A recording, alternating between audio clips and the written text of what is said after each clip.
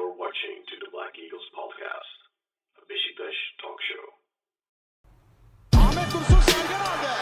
Sergen Bülent yan yana. Sergen Bülent. Sergen. Yanında Tümer var. Tümer'e doğru aksın kaybetti. Tümer topu aldı. Sergen aldı. Gol! Gol! Gol! Sergen attı. Sergen attı. Şampiyonluk geldi. Sergen attı. Şampiyonluk geldi. İbrahim'in pası. Zuma. Şimdi Ahmet. İkinci gole gidiyor Beşiktaş. Ahmet.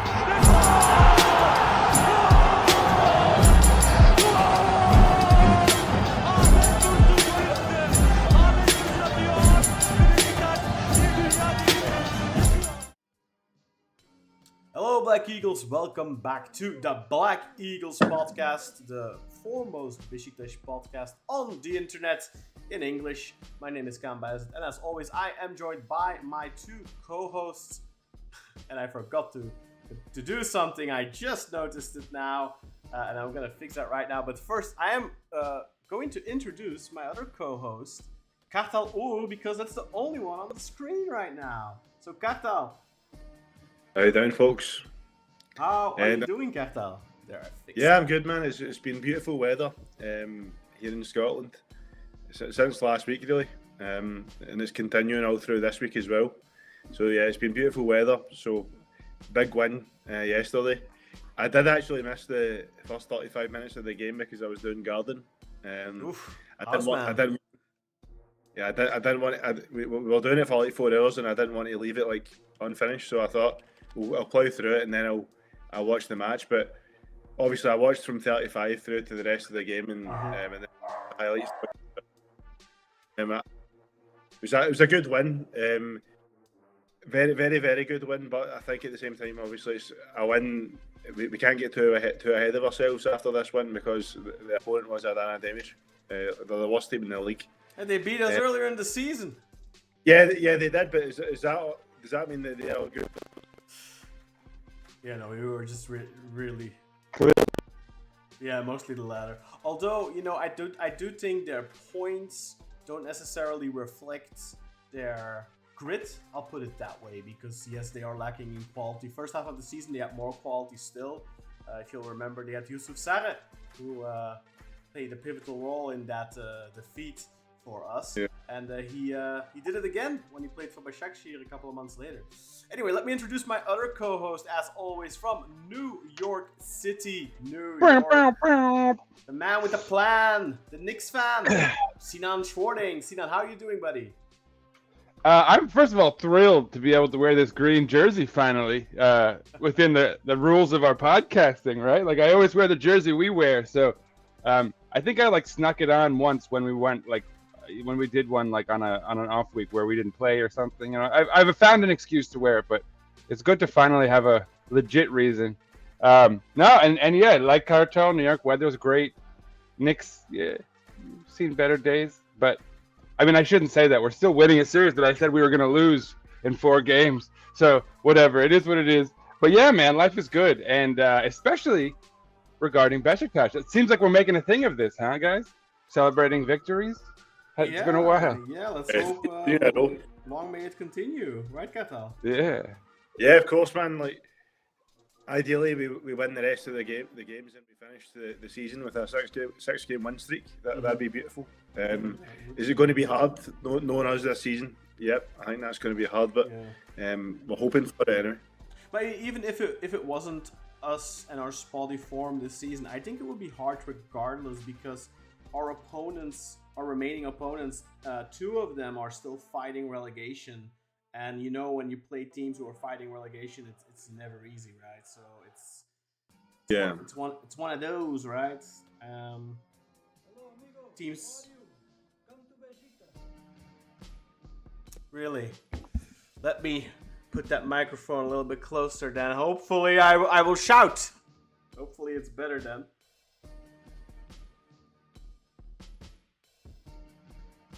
Yeah, I could put my decibels up a little bit. Let me just see. Yeah, I mean, I'll turn it up a little bit and then hopefully that'll fix it.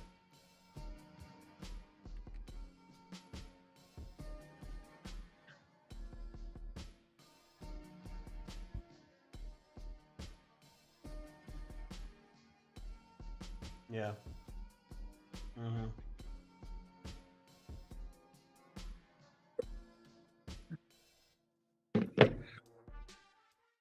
Insofar as Ole is clearly still positively corralling the men, getting them to sort of put their best foot forward, having guys put in good shifts despite theoretically them having very little to play for.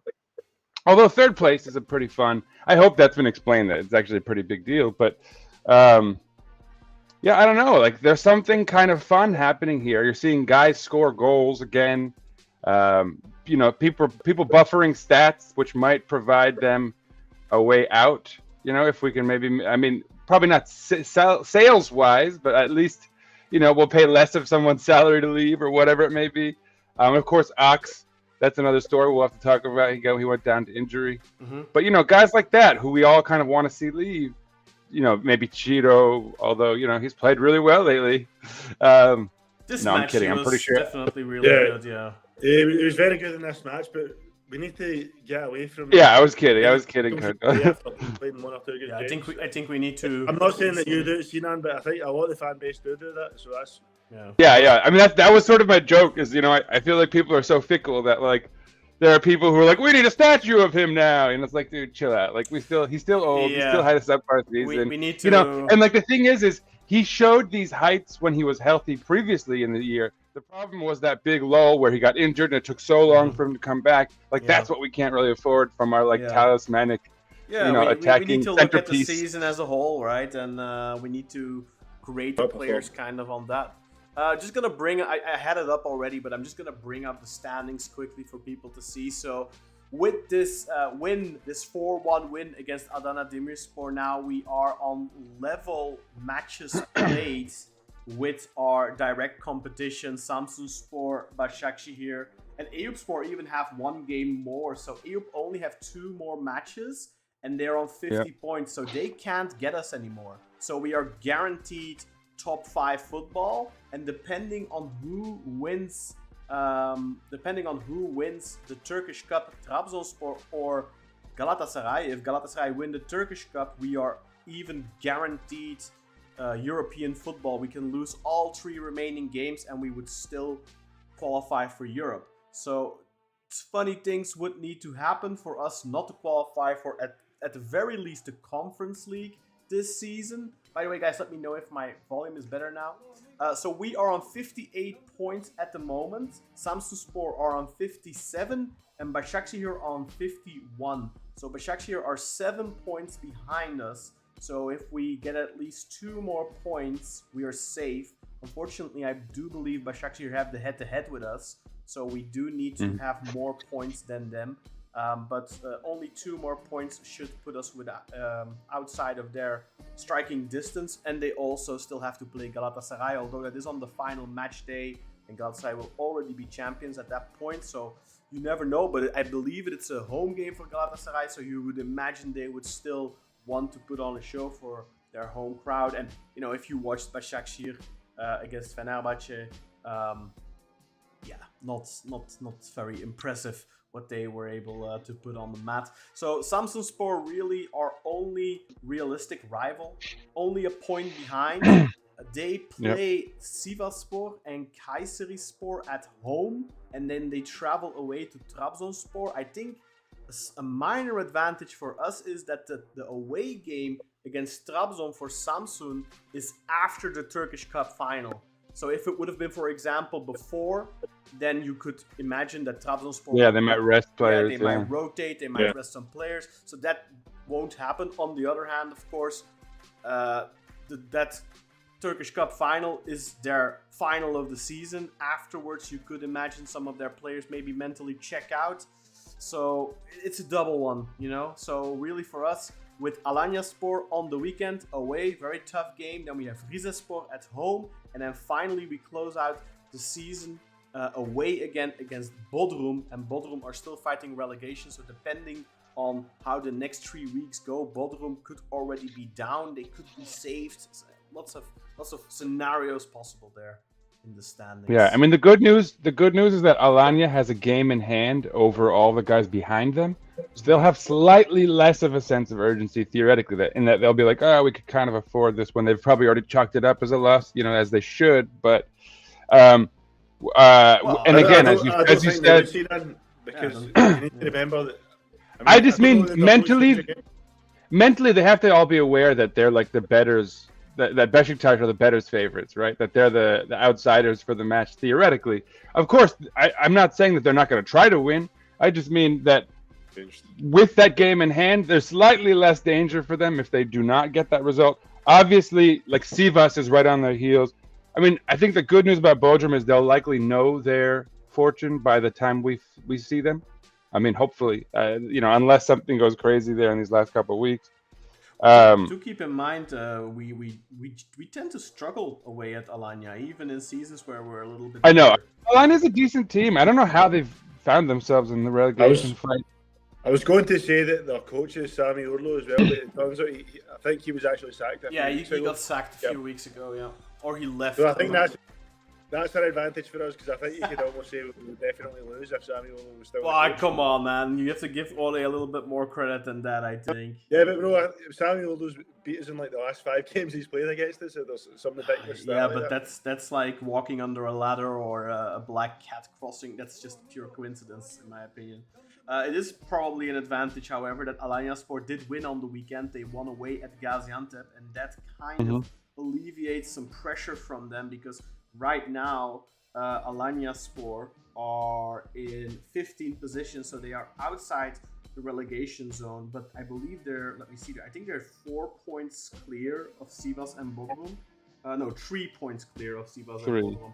But like you said, they do have one less game played at least than Sivas. Bodrum have the same amount of games. So for Sivas, they only have 2 matches left. Looks like it's curtains for them, unless they get some crazy results in the next couple of weeks. But they played Bodrum on the weekend and couldn't get further than a 0-0 draw. So I think it's over for them. I hate that all 4 of those teams going down are the teams going down. Honestly. I mean, we've all talked about the fact that there are too many Istanbul sides, of course, in the Super League. But like those are all sides that have either decent fan bases or even sort of recent like a recent history that's interesting. Like in the case of the Sivas, Adana Demir has a great fan base, a good city. Like these aren't necessarily teams you want to see going down, to be honest. Even Bodrum, like. Sure, they're sort of up and comers, new on the scene, but like it's a city with potential that, like, if they put together a good product for long enough, you could see them maybe start filling out a stadium. So I mean, it's a shame that we're losing these guys relative to, for example, Kasımpaşa. Eyüp, freaking Eyüp. Definitely compared to those teams. Yeah, I agree with you, but I mean, Bodrum. We got some fun teams coming up, at least. We've got Kayserispor coming back. I think that's fantastic. Yep, that's great. That's not a club that has a lot of fans, but they have good fans. They aren't. Yeah, and Ankara needs a place in the Super League, right? Like, come on. Yeah, and they're a team that's got some history as well. Yeah. Like, yeah. Bodrum, as much as it's a beautiful place, it's a ghost town in the winter. Yeah. No one's there. It's a tourist. It's a holiday hotspot in the winter. The place is empty, so. I don't really see there being that much interest in them, to be honest, long term, because of that. Yeah, and it's not even not necessarily even the history. It's also like their youth work and stuff like that. So they really are very well respected institution in Turkish football, and I'm very happy to see. I for one, I'm very happy to see them back. It's a club that. I have fuzzy feelings for, so to speak. So I'm definitely glad they'll be back. Yeah, no, for sure. I mean, Kartal, my only pushback on the Bodrum thing is that those vacation places typically have a very loyal, like, actual base of residents who, deserve that kind of, those activities in the off season. But I will say, Gençler coming back is fantastic. But it's just that, like, I've got friends that live there and they say it's literally like a ghost town in the winter. Like, I can imagine, having been there only in the spring or summer myself, for good reason, right? But No, it's still like it's a city that's well known outside of Turkey now. Even you'd like to think it could develop into something more than just a hotspot. Technically not a city, but I know what you mean. It's a big region. Yeah. It's a big part of Mola, but it's technically. But I know what you mean, man. It's definitely. I mean, it's a beautiful place, man. Really, really nice place. If anyone hasn't been on holiday, I definitely recommend Bodrum, man. Very nice place. Yeah. I've got the standings up, by the way, as well, for those of you watching, whether you're on Spotify or whether you're on YouTube. You can see the lower half of the standings right now on your screen, and you see there, of course, Adana Demirspor, our opponents this weekend. They're already relegated. Hatay are already relegated. Bodrum still have a lifeline with 3 matches left to play. Sivasspor, with only 2 games left to play, are in a very precarious predicament. They will, and I believe they still play Galatasaray. So, if I'm not mistaken, I think they play Galatasaray this weekend, right? And Galatasaray can become champions in that game. So, yeah. And aren't they kind of historically there? I don't want to break out the curse jar.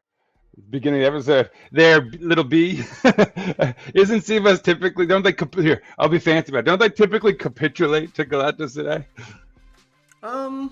I don't know about that. They're definitely a team that's been a thorn in the side of Fenerbahçe in recent years, but also they have the reputation of being a Fenerbahçe club because they've had presidents that have been Fenerbahçe board members. So in the past, maybe, I'm not quite sure. I thought someone in the group chat said that. I mean, I wouldn't. Otherwise, I have no. Hatay are actually from the how many seasons have Hatay now been in the Super League? Is it 3 or 4?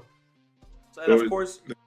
No, they've been here since we won the league, so 2021. Yeah, and 2024. And other than the earthquake season, when Galatasaray got out from under having to play them away, Galatasaray have never beaten Hatay away. Never. 5 years, 5 seasons they've been in the crazy. So and they've been so soft against us. Maybe that could be our side. Damn, I want to keep them up. That's not true. That's not true. They've beat. I know. I'm just thinking of. Remember that whole conspiracy theory about the year we won the championship? Oh yeah, the 7-0. We definitely toasted them. We toasted them that year. No, it's not worth bringing that up, man. The Galatasaray fans talk about that still to this day, man. I'm sure. I can't. They're so fucking petty. Like the 1 year they didn't win, they're gonna fucking whine about for a decade and a half. By the way, I've got our lineup up here as well, Sinan. So if you wanna, let's do it. Down. About time we talk about a match, huh? We've been on quite a tangent. Yeah, I mean, it's good. No, I mean, we're at that point of the year, right? This is one of those games where I think, I mean, you would expect to get 6 points against these guys, and we've only gotten 3. So let's be happy we get those 3 at least. And at least in the head-to-head, we beat them soundly. So and not that it matters because we're not in the relegation zone. But didn't we lose 3-1 against them? Yeah, but so we beat them 4-1. So we win. So we edged out the head-to-head. Wow. Like take that, Adana Demir. Like was it 3-1 or 2-1? I don't remember because I do remember us having a ridiculous amount of chances. They beat us 2-1. 2-1, right? And we had like I thought it was 3-1. Like a zillion chances in the second half with like Musrati, I think, having like 2 headers. Yeah, Musrati scored as well. Yeah, he scored, and then he almost scored again a couple of times. And their goalkeeper just, I think same goalkeeper. Isn't this the 16-year-old kid, right? I think he had a very good game in this game as well. Yeah, he was good. Yeah. Yeah. I mean, early on. Hey guys, I have a question. Did your feed cut in like 3 minutes in? No. I missed the first 45 minutes. I don't think so. Yeah, you wouldn't know, I guess. So being USA was like doing the slow sweeping thing of the fans and like the whole Mother's Day thing, and it was slow. And I was kind of like, man, this is really dragging on. And then at one point they're like, whoops, they switch on, they go to the match, and it's like almost 4 minutes in already. It's like I feel like the camera guy was snoozing, or like someone went to go take a shit and forgot to hit the button. Like, I already broke it. There goes the curse. That definitely sounds like American broadcasters. Yeah, some idiot. Exactly. Like, oh, whoops, is it timely? Does it matter? Like, exactly. Anyway, we've got the lineup screen. Let's talk about that lineup. Do we have the lineup screen up? Yeah, Put the lineup screen up. I've got it back up now. I I put your face on the monitor for a second there because you were speaking, but I've got the lineups up now again. So sorry, I'm chatty today. All no, right, that's fine, guys. That's fine. The lineup, ta-da! The mythical lineup that performed.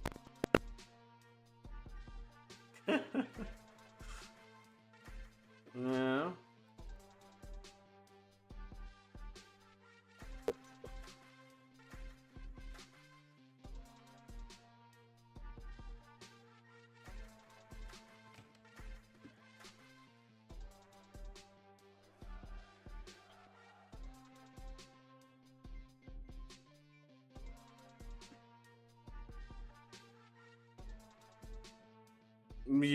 Yeah, that's a good shout. It is, and it wasn't for long, at least. You know, if that's no. Yeah.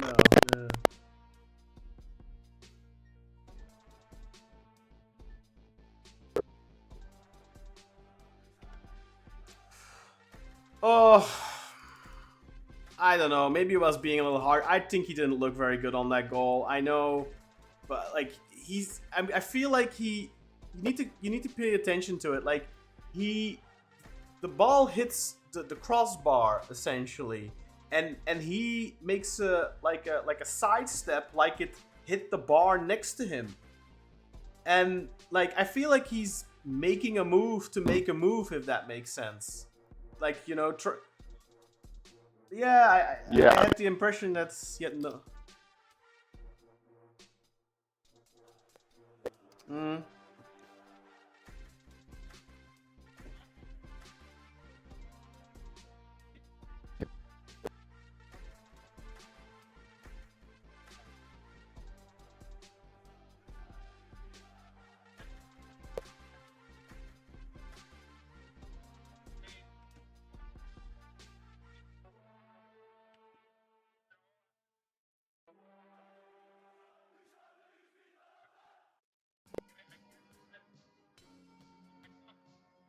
Hello, amigo.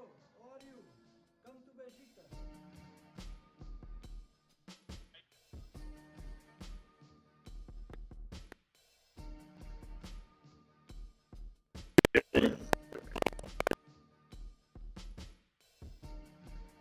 No, I'm not calling it a blunder, but I think if he doesn't, like, I feel like he's putting on a show. Like, if you know, I feel like he's trying to make it seem like, oh, I tried, guys. You know, like, but no, I think if he actually just stands his ground, I think he has a decent chance at, you know, saving the rebound.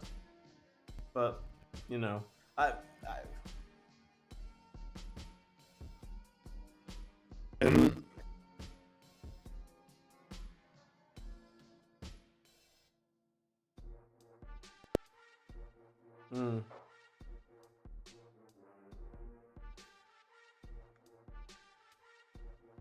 But that's also unfair, I think, to put it just on Emre Can, because like that shot should not be coming in the first place. I mean, slightly. Not just Amir.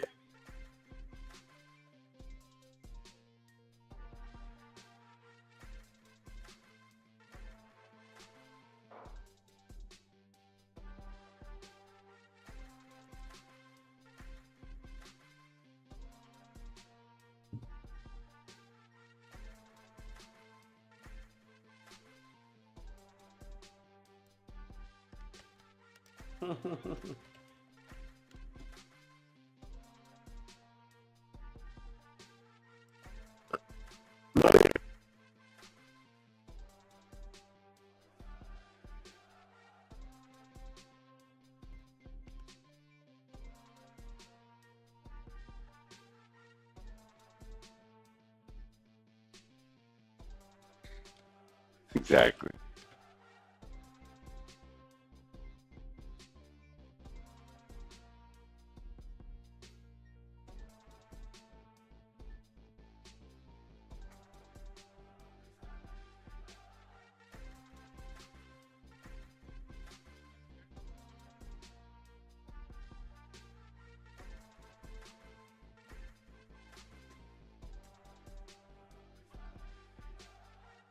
Ox gets hurt on a he's trying to kick the ball. Both guys kick it at the same time. Ox comes out of it with a bad injury. It looks steps like. on his foot. I don't know if it's a bad injury, but I hope not. I mean, just knowing Ox, he walked. He did walk off, and he actually stayed on the pitch for a little while after the injury too. So I mean, I hope it's not bad. Let's hope it's nothing serious. Like if it's, for example, like one of the small little bones in your foot broken, like that. That's a very annoying injury. That's terrible. Yeah. Basically, that's what ended Gazell's career with us, man. Yeah. Like a bone breaking in his foot. I think it was one of his toes. Yeah, if it's one of those. By the way, he was in the stands yesterday. Did you guys see that? Yeah, he was in the stands. Yeah, that's true. But yeah, if it's one of those bones in the middle of your foot, you can't really do anything about it because you can't like put any. What's it called? Any weight on it? Yeah. No, but or pressure. What's it called? Like you can't change your direction. If you break your ankle, they put you in plaster, right? Like, but they can't plaster like the middle of your foot. So it's like very difficult to. So if you're unfortunate, like maybe they have to like straighten it out or something. I don't know, but it's tough.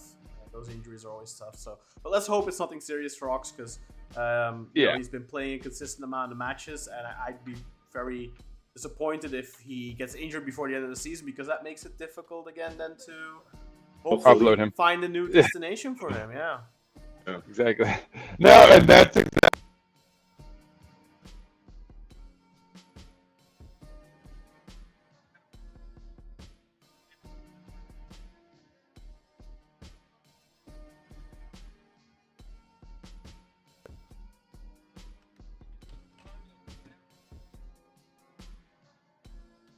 Yeah.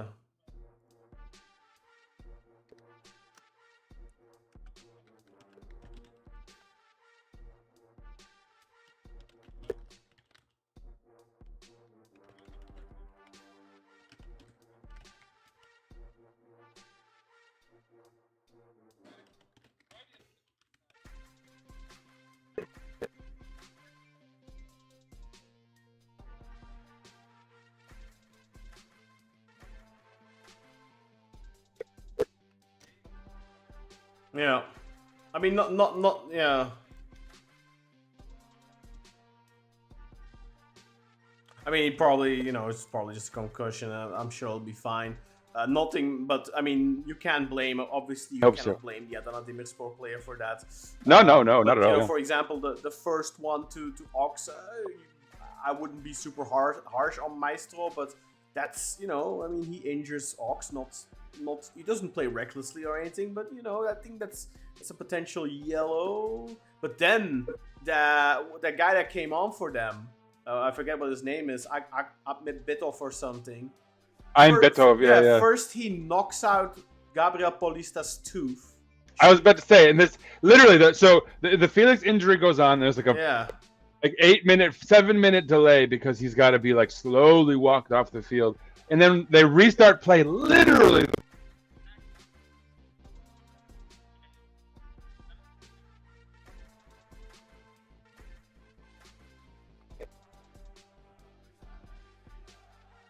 At least his face, knocking a tooth out. So yeah, I mean, just and like I think 7 out of 10 players probably leave a match when their tooth gets knocked out. I think under normal circumstances he probably would have, but with Felix having come off already, with Ox, and that would have been the third sub, right? Like, that would have been a disaster. But Felix's sub won't have counted because of the head injury, head trauma, right? So you get the 6th sub there. I was about to say, so, and for anyone who sees that we had 6 subs, that's why we were allowed an extra one, because of the severity of Felix's head injury. Paulista has been fighting through pains and aches and stuff lately. Doesn't surprise me that he stayed on. Well, and let's talk about his performance after losing a tooth. I think he's probably contender for man of the match, right? Like, he was phenomenal yesterday. Well, I think that's giving Adana Demirspor too much credit. I mean, maybe so. But he was really but he was getting in there, making tackles, interceptions. Like, he was. You'd think he might be like a little bit afraid having just lost a tooth, but he was almost like, motivated. I wish I had a button with like the Roy Keane soundbite of "It's his job."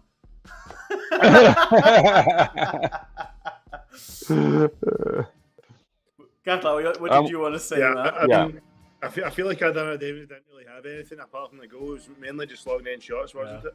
I mean, even the goal was kind of, Yeah. I mean, that's a typical goal we concede this season. Oh, fudge me! I have to bring up your camera on Kartal's screen as well here. Let me fix that before we keep going, because otherwise people will be saying, "You can't hear Sina when Kartal's on the screen. You can't see him either." Because we recorded a video the other day for our VIPs. Yeah. Go to Beşiktaş podcast, our Patreon page. The URL is right there on the screen, guys. Patreon.com/Beşiktaş podcast. Go and check that out. Let's bring those lineups back up. Then, in the meantime, Oh, am I back? Can people hear me? yeah, people can hear you. So yeah, our fullbacks were fantastic. Arthur Masuaku, Jonas Svensson. Svensson was perhaps his best game of the season, which sounds hyperbolic, but I thought he was fantastic. He was everywhere, like all up and down the pitch, cutting guys out, supporting guys who made mistakes in defense. Like, he was everywhere. I thought his ratings were fantastic too, by the way. I don't know if anyone noticed that. Masuaku also great. I wonder if he's unlocked a second stage of his career, a few more years as a central defender, if he loses his legs, clearly he has capacity. Like, he was good positionally, He's and not even bad in the air either. So I was gonna say, did you notice how good he was in the air? He was like using his physicality and getting up there. That's something that has. I think he's always had that. Even when he plays left back, he frequently cuts out crosses with his head and stuff like that. So I think in the air he's always been quite adequate. Yeah, so. I guess I hadn't noticed it. And I guess you wouldn't necessarily look towards it from a fullback, but man, he was solid yesterday. I don't know if you guys noticed though, but when Felix went off and Emre Can came on, the camera panned to Masuaku, and Yeah, he was like, shit. It's party's over. It's like, here we go again. He was like, yeah, okay, man, I get to play Adana Demir today. I'm gonna be able to play as a left winger for the entire. I'm gonna get some assists, maybe a goal. Maybe I'll get a couple of assists. I can further add on to my tally, being the number one assister in the team. And then his face. I don't know if you noticed that, Kartal, but yeah. He was like, oh. And I didn't see that, no.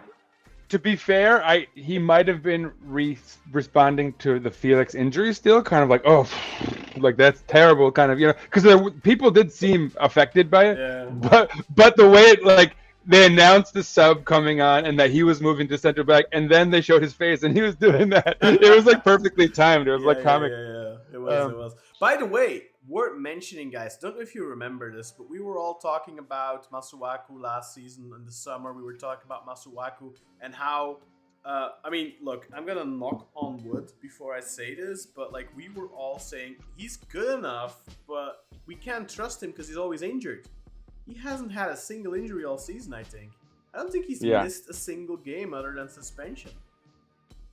Yeah, that's right, Can. I think because me and you both wanted him replaced. I think Sinan maybe wanted him to stay, but just have someone that he could rotate with. If I remember correctly. But yeah, his injury, he stayed relatively injury free, or if not completely injury free this season. Yeah, and it was, I believe, last season. It was after the Africa Cup that it feels like.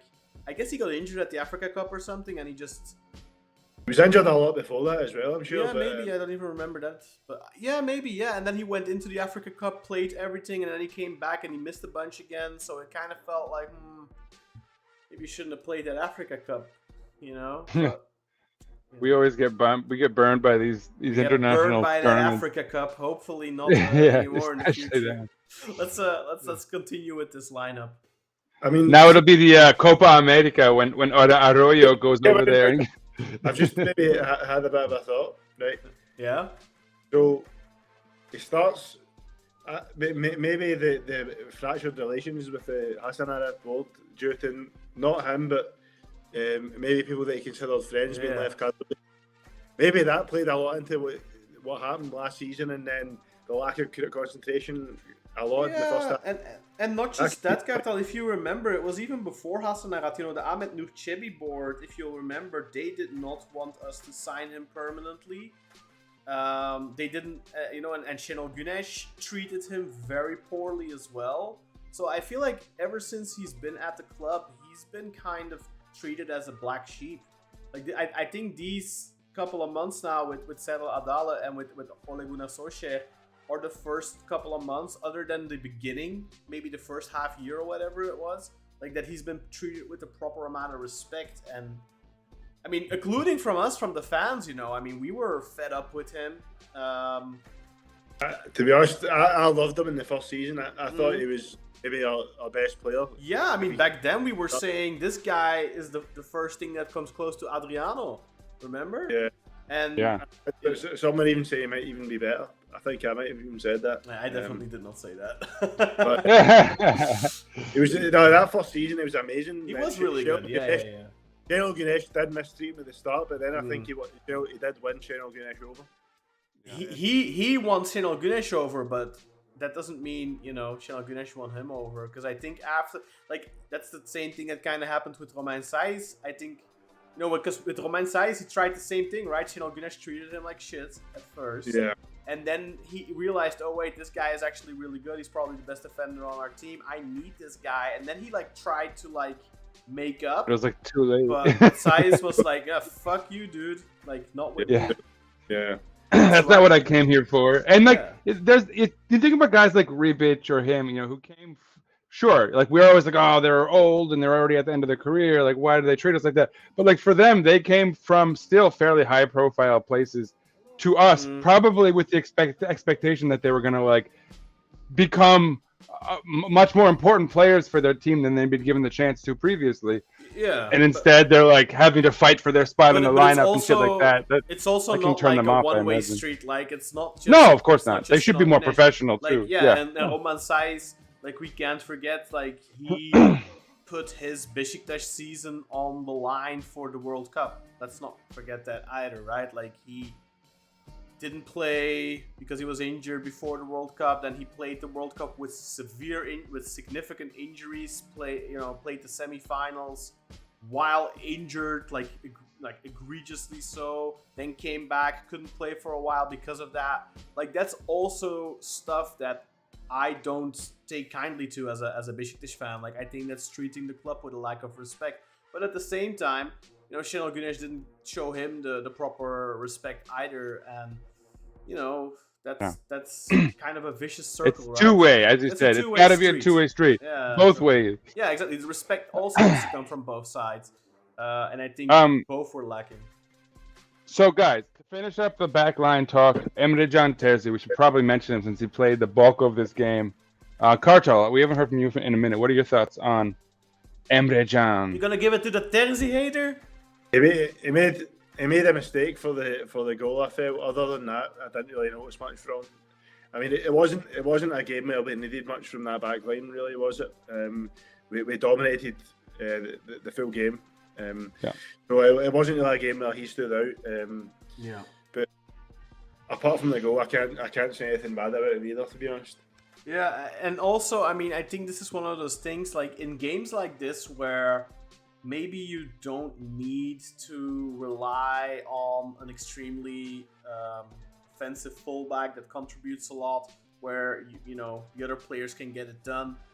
You're not really gonna notice whether or not, because like based purely on a game like this, you would say like, oh, you know what, Terzi is perfectly fine for rotation. It's not very noticeable if he plays. The quality of the team doesn't just drop like a rock, like when Onur Bulut plays, where it's like, you know, Onur Bulut is a literal debuff. It's like -1.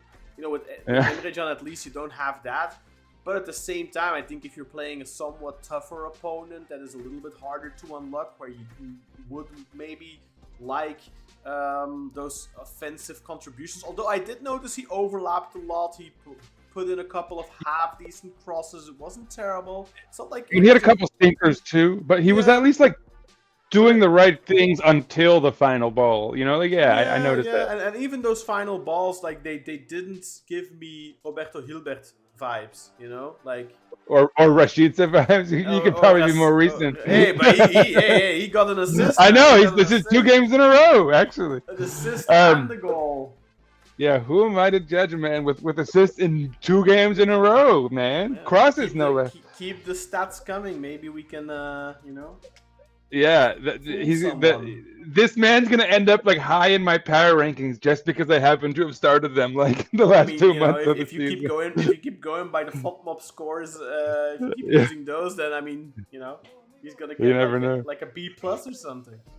No, I've actually been grading him down based like from his FODMOB because I'm not willing to give him I get that. that. I get that. Rashica's goal, Rashica's assist doesn't count as an assist, by the way, because it did. It's the good defender because it shouldn't. get head on it. Yeah, he did. Oh, what? He sure Sorry, did. Did it deflect? And it Yeah. was a deflected cross, so it never counted as an assist. It was a what? Oh yeah, I can't even listen. It was deflected. Yeah, Deflected cross. the defender headed it, Okay. and it was like a poor job of heading. He went right into the path. See, It was what actually I do great want by to point out, Ciro. guys.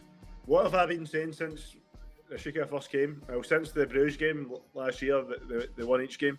What have I said? Left side, playing on the left In side. this game, was he not a lot more dangerous? Oh on the yeah, left? as soon as he's like the first action he did on the left was immediately dangerous because he cut into his right foot. I think his right foot, and he had a good shot. And then if you look when he plays on the right and he shoots with his left, like he pussyfoots it, he flobs it. Yeah. Like I mean, the goal, like Ciro served him a goal on a silver platter, and he actually like the cutback was great. He had like the goal was wide open, and then he like fluffs his shot. It was like That dude, he had 100% chance. oh like, my god, that should have been a goal. Like if that Oh was my Arroyo, god! if Twice, that I think. Even the deflection should have resulted in a goal. Yeah. Like, he Man, was- I think Arroyo would have scored that. Oh, yeah. Ciro and Immobile all missed amazing chances in the first half. And then Hickey-Molo had a decent chance as well, but I think his was a bit harder. Which was the Ciro? I know and the one you're the- talking and about. the Yeah, Rafa and he fought one? for that chance too. He did well. He did well to give to Ciro create. one is one where I think either him or someone else shoots and then it falls back into Ciro's path, and it was really. Oh, that wasn't easy though, man. Like he turns and then he finds a narrow angle and still fires a good. Is that the one I you don't mean? think it was where that. I don't think it was that narrow at all, man. I thought that was a very good chance. the one that the goalkeeper saves, right? I think it was. Let's get it back up, right? Because like there's like he only really has one. If it's the one I'm thinking of, he only really has one angle to shoot in, which he does, and there's the goalkeeper. Because the defender is closing off the far corner, so he only really has It's cleared off the line by. It's cleared off almost the line by the defender. Oh, was that the one? That was the one where was that the guy with the braids that cleared it? Arda? Was it him? Yeah. Let's see it again. Well, regardless, I mean, cleared off the line. Can't really fault the guy for that, right? Let's finish this a good lineup, chance. guys. Let's get this lineup out of the way. I didn't even do our opposition first. Maybe we'll skip them. I guess. I feel bad, but Yeah, just sorry, Adnan. Yeah, If anyone braids. is listening, The guy with the braids. Yeah. yeah. What's his Arda. name? Arda Okan something. Yeah. yeah, the guy that scored. People were saying we should get him. What did you guys? Well, no, come on. Based on this, no. He was. He's I mean, 22, and he's Albanian. Actually, he's not even a. He was half the. I mean, he didn't play a terrible game. I think defensively he was good, but like going forward, we really didn't see anything of him, like other than the goal and like one good rush with then like a bad pass following it. Like I don't think you can, based on that, you can't say, oh, that's somebody we should get, because like a Beşiktaş fullback needs to be able to contribute to the attack at least, right? Or be really fucking good like Svensson. And even And he's Svensson already still 22. He's not really like. Yeah. I remember feeling like Adana Demir had a lot of young players that we could kind of consider. They're all They in their do. 20s already. Yeah, but like Maestro's Besides their keeper, 21, I think. Yeah, and then No, I meant like local Turks, right? I mean, the goalkeeper I would pick up, man, because like you have to. Yeah, imagine, why not? He's Like 16. they're Shit. going down. Like give them 300k or something. Sign the kid. He's 16. Loan him out to another Super League or a Benelux League side or something like this. Yeah, Kid, I mean, I think in both games against us he looked good. I thought against Galatasaray when I saw him earlier in the season he was really good up until the moment that he wasn't, where he like Fudged it. completely went under a ball from a long ball and Kerem Aktürkoğlu scored. But like, yeah, I've seen him in action a few times this season. He's always struck me as quite talented. And I mean, what is he 16, Sinan? Yeah, 16. Yeah, 16 years old. I mean, take a punt on him, right? Why not? I mean, a 16-year-old with that much starting experience in the Super Yeah. League and like at a Yeah. fairly high level, like And- no, why not? If you wouldn't have told me that he was 16, I wouldn't have known. From this game, I could not have told. Yeah, you you wouldn't because think so. He did not Yeah. play like a 16-year-old goalkeeper, in my opinion. It's funny too because you have all these like 24, 25-year-old Turks who have like a baby face and you think they're like 18. He was the opposite. Like he actually looked like I wouldn't have guessed he was a kid at all. Yeah. Anyway, let's move on to our midfield, guys. So we had the same look that we've had recently, which is of course Alex Oxlade-Chamberlain, Amir Hadziometovich, and Jedson Fernandes. I mean, Ox did not give us much to look at. Yeah. And then his sub was Mustafa Hekimoğlu, who I thought had his best performance in our jersey. Yeah, great performance and an assist. His first Yeah, assist. I no, think. and I've been the sort of resident skeptic on the Hekimoğlu stuff. Yesterday I was sort of sold, and to the point where somebody else was being kind of negative about his performance, and I didn't. I was almost willing to go to bat. I was going to go to bat. He made really good runs, and he Yeah. used his body well, held off the opponent, got his first. He even almost scored a goal, which was saved pretty well. He had, he created a great two chance great as well. crosses, two like perfectly placed crosses. One of them the assist, obviously. Yeah, I don't know. What I were don't you think gonna I say, could. Kevin? Yeah, go ahead, And Carter. he got an assist, created a great chance for himself where he outmuscled the defender. Mm. There was the one where he showed some nice, like, kind of, like, what you'd expect for, like, a link-up striker to do. He held up the ball, laid it into Rafa's path for that kind of half chance Rafa had near the end. Yeah. And the one where he held off his defender really well, like early on. He had just come on. He was like on the pitch for like 10 seconds or something. Like the first ball he goes after. But for Mustafa, I'd say his best game yet. Yeah. And I mean, he statistically, I think he already has at least 1 or 2 assists before that, but those were penalties won. This was his first proper assist, I believe, and it was a really good one. It was great. Yeah. And he had another one that could have come off too. I forgot how it got messed up, but yeah, he was great. So what about our midfielders, guys? Ox will leave out because he got injured quite in the 11th minute. But so Amir Hadziometovich and Jedson Fernandes. I thought Jedson had his typical kind of heart of the team engine-like performance. Amir was patient again. Yeah, I thought Amir was good. I mean, he's frustrating in that he does what he does well enough that you're like, man, we can use this kind of guy. And then the stuff he doesn't do well, he'll do a few times in a row, and it's like, man, I don't think we can use this guy at all. And a like, few passes where, like, last week he it's had a like always that. Yeah, it's that last touch. He'll like make a great interception and like show like, oh, here we go on the counter, and then he'll do something stupid. Like, yeah, but then like the past couple of weeks, he's had some really nice opening passes to the wings, and then yesterday, like in this game, I kind of felt like there was a couple of moments where I was like, yeah, pass. he wasn't. Why wasn't that pass better? And but he was good, I think. But again, what he does well, he does so well that you're kind of like, man, like, we could use this. Like he exerts so much energy all over the pitch that you love it when it's like benefiting you. But then there are times where he's like completely in the wrong part of the field because he's like, been chasing some guy all the way to the like corner flag or something, and then suddenly we need someone in the middle of the park to like cut out a counterattack or something, and there's no one there. So I mean, there are those sort of gaps, but it's like coming from the right place. It's his heart that like compels him to that corner flag, which then screws us. But like, yeah, I mean, overall, a pretty good performance from him. Jedson, I mean, Kartal, what are your thoughts on those two?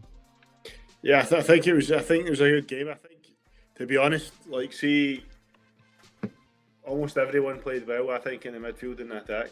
Like, you can't say they had a bad game. Well, I didn't think Rashica played good though. He was wasteful, man. But he had some nice not just wasteful, also lots of bad decisions, and wasteful both in chances, but also in like he's always wasteful. Like he holds up the ball a little too long, doesn't beat his man. But once he went to the left, it was better, and then he came back to the right for a bit, I think. And and I mean, I did say almost everyone. So I never said that he was like good. But I'd say I'd say he was wasteful, man, but I think everyone else was pretty good, man. I thought Mustafa, Rafa, and Ciro worked really well together. The three of them. Yeah. When Mustafa moved out to the right side and Rashica to the left, not only was Rashica better on the left, but Mustafa really, like on that right side, he seems to be quite comfortable somehow. I don't know what we make of that, but I've talked about this before, but when I was watching the academy a few times and he was playing there, he was also playing actually from the right side. I think the games that I can recall. And, I think I remember you saying that. Like, he's a weird one. I really don't get the sense that he's a proper striker because he doesn't have that instinct to score goals. I mean, we haven't seen it at least. Maybe he has, but it hasn't come out yet. But like the crosses that I saw yesterday, completely, I was like, oh, his frame, his physicality, he probably has to be a striker. He's like a little clodding or whatever. But seeing the touch he had on those crosses has sort of shifted me on this a little. He might be a winger, which is intriguing. I don't know what to make of it, but we kind of need wingers. So maybe he needs a chance to play in a slightly lower level in a team where he's going to be more of a focal point of the goal scoring. Because I feel like with us, we're always looking for Rafa to be that end station, right? Like he's always the guy you're kind of looking for to give in that final ball into the box, to not to give the ball but to receive it, So, but Rafa, I thought Rafa was really good, by the way. But he was fantastic. I mean, just to wrap up the Mustafa talk, he might be someone who needs to play on that right wing for us. But man, I really wish that Umraniye business we tried to do a few years ago had panned out, and that we'd been like loaning them enough players that they'd floated themselves and stayed up in the one league, and then because that would be like you're saying, I would love for him to have like a full season as a right winger. As a de facto starter. If you're going to loan Mustafa out, I think we should loan him to a low table, Belgium. Mid-table side in Belgium or the Netherlands. Belgium, I was going to say. I knew you were going to go there. That's. I think it was. I don't know if it was just. Was it the three of us, or was it just being candid? We were talking about like how we think we should stop loaning players out to Turkish teams, and rather we should shift the focus to leagues that are known for developing players. That was the three of us, because we were talking about Kyle Aaron, I remember, in Belgium. We were talking about that last week. And the added advantage as well, I think, is if you, like a kid like Mustafa Simi, if you put them out of their comfort zone, I think their first couple of months will be tough. But I think they'll come out of it as better players and better, maybe even human beings, or more complete, not better human beings, but more complete human beings, if that makes sense. Yeah. If you sent them to Umraniye or you sent them to another Turkish club, like, you're still going to get stuck in that Turkish mentality. Yeah. Someone smoking in the locker room. Even if they're like the model professional, right?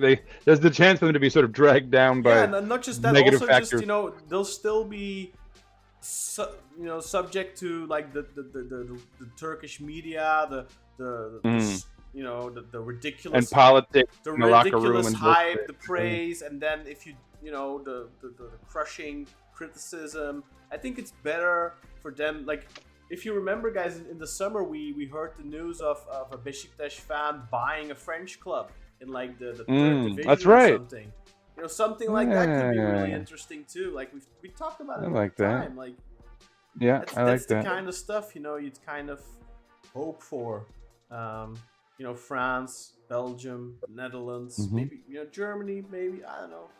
If you can, I mean, that might be a little too much to ask for. Might Anyway, so the rest of the team on our wings, we've got Rashica and Rafa Silva. We've talked about Rashica plenty, I suppose, already. But what about Rafa Silva, guys? Man of the match or what? Not for me. No.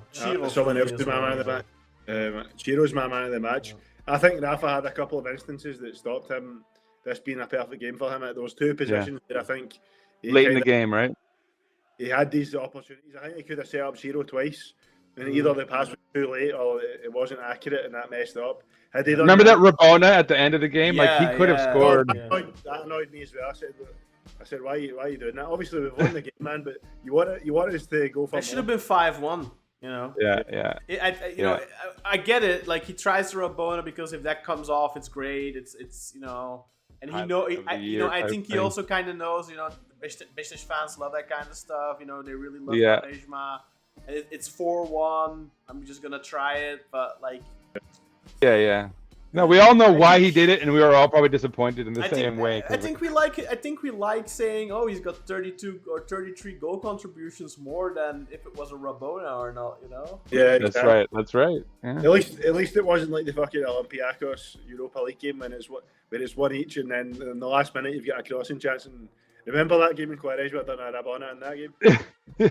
Yeah, but can you fault Quaresma though? Because Quaresma's Rabonas and his Trivelas were as good as his normal crosses, right? Like, I mean they can be, man. But seeing it's like a high stakes European game like that, man.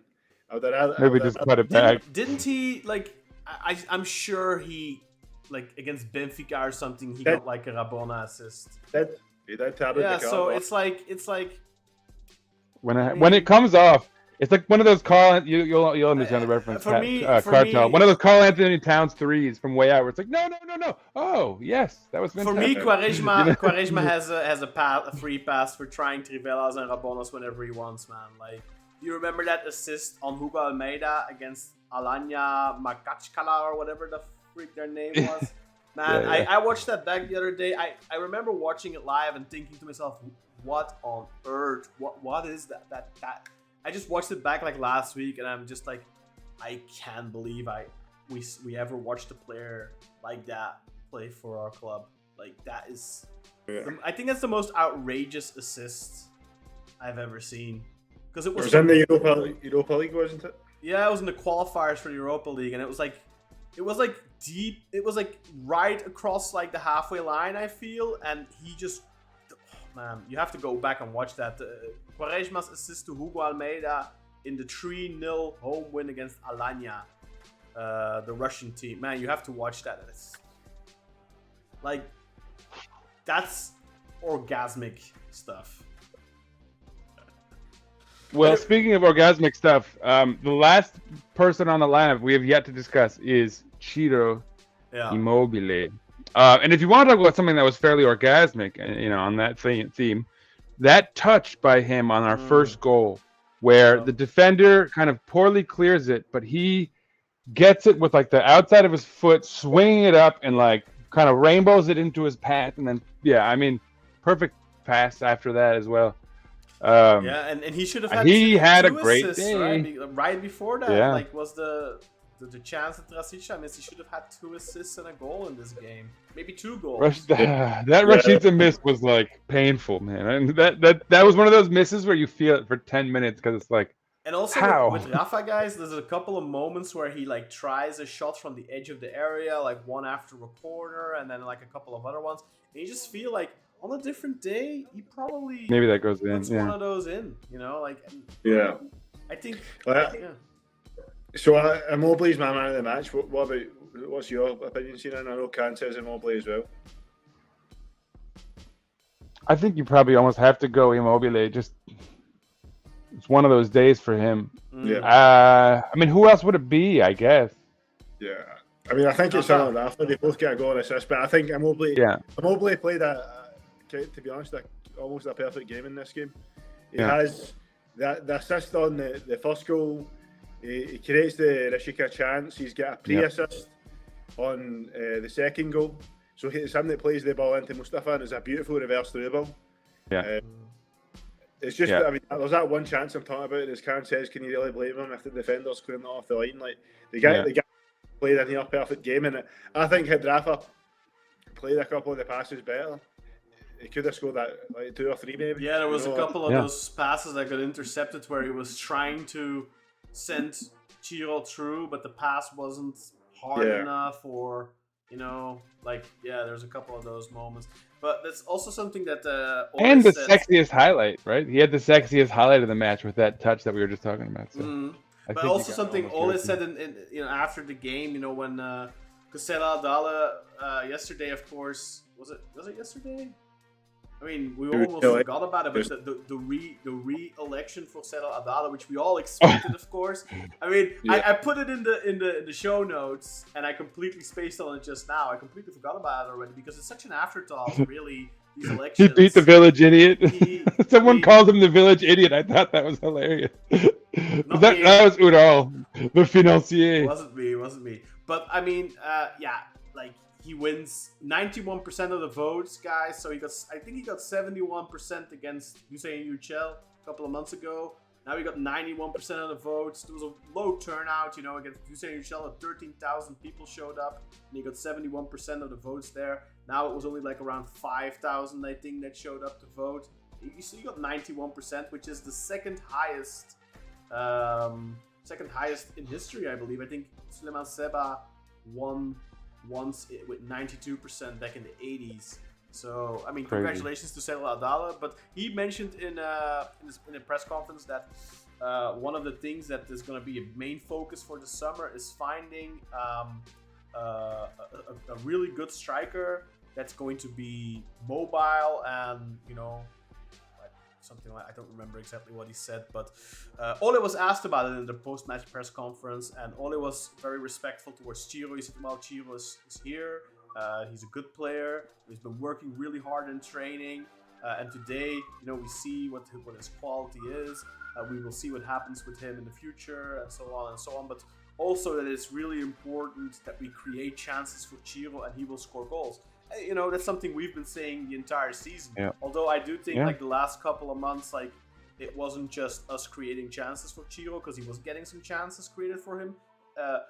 I feel mainly in the beginning under Gio and then under Serdar Topraktepe, we were creating no chances for our strikers. I feel ever since Ole has come in, Ciro just hasn't been in great form because he has been getting chances. Not like Osimhen and Enesiri are getting chances, but also we don't have the wings that those teams have, of course.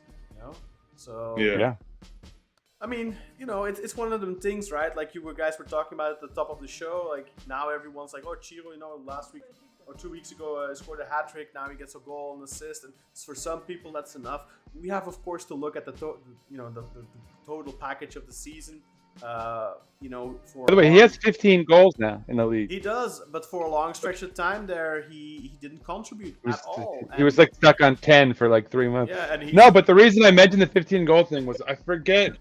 I think it was 2 Schwarting reports ago when Yasin was on air with me, and I had asked him like, how many goals should Ciro get in these last? And I don't know, it was like 8 matches or whatever it was, to the point where you're like, oh, he's done enough to maybe like earn somebody else coming in and taking him willingly. Yeah. And he said he probably if he can get like 5 more, and that was under the assumption that he was already kind of playing less, and so he might not even get a lot of playing time.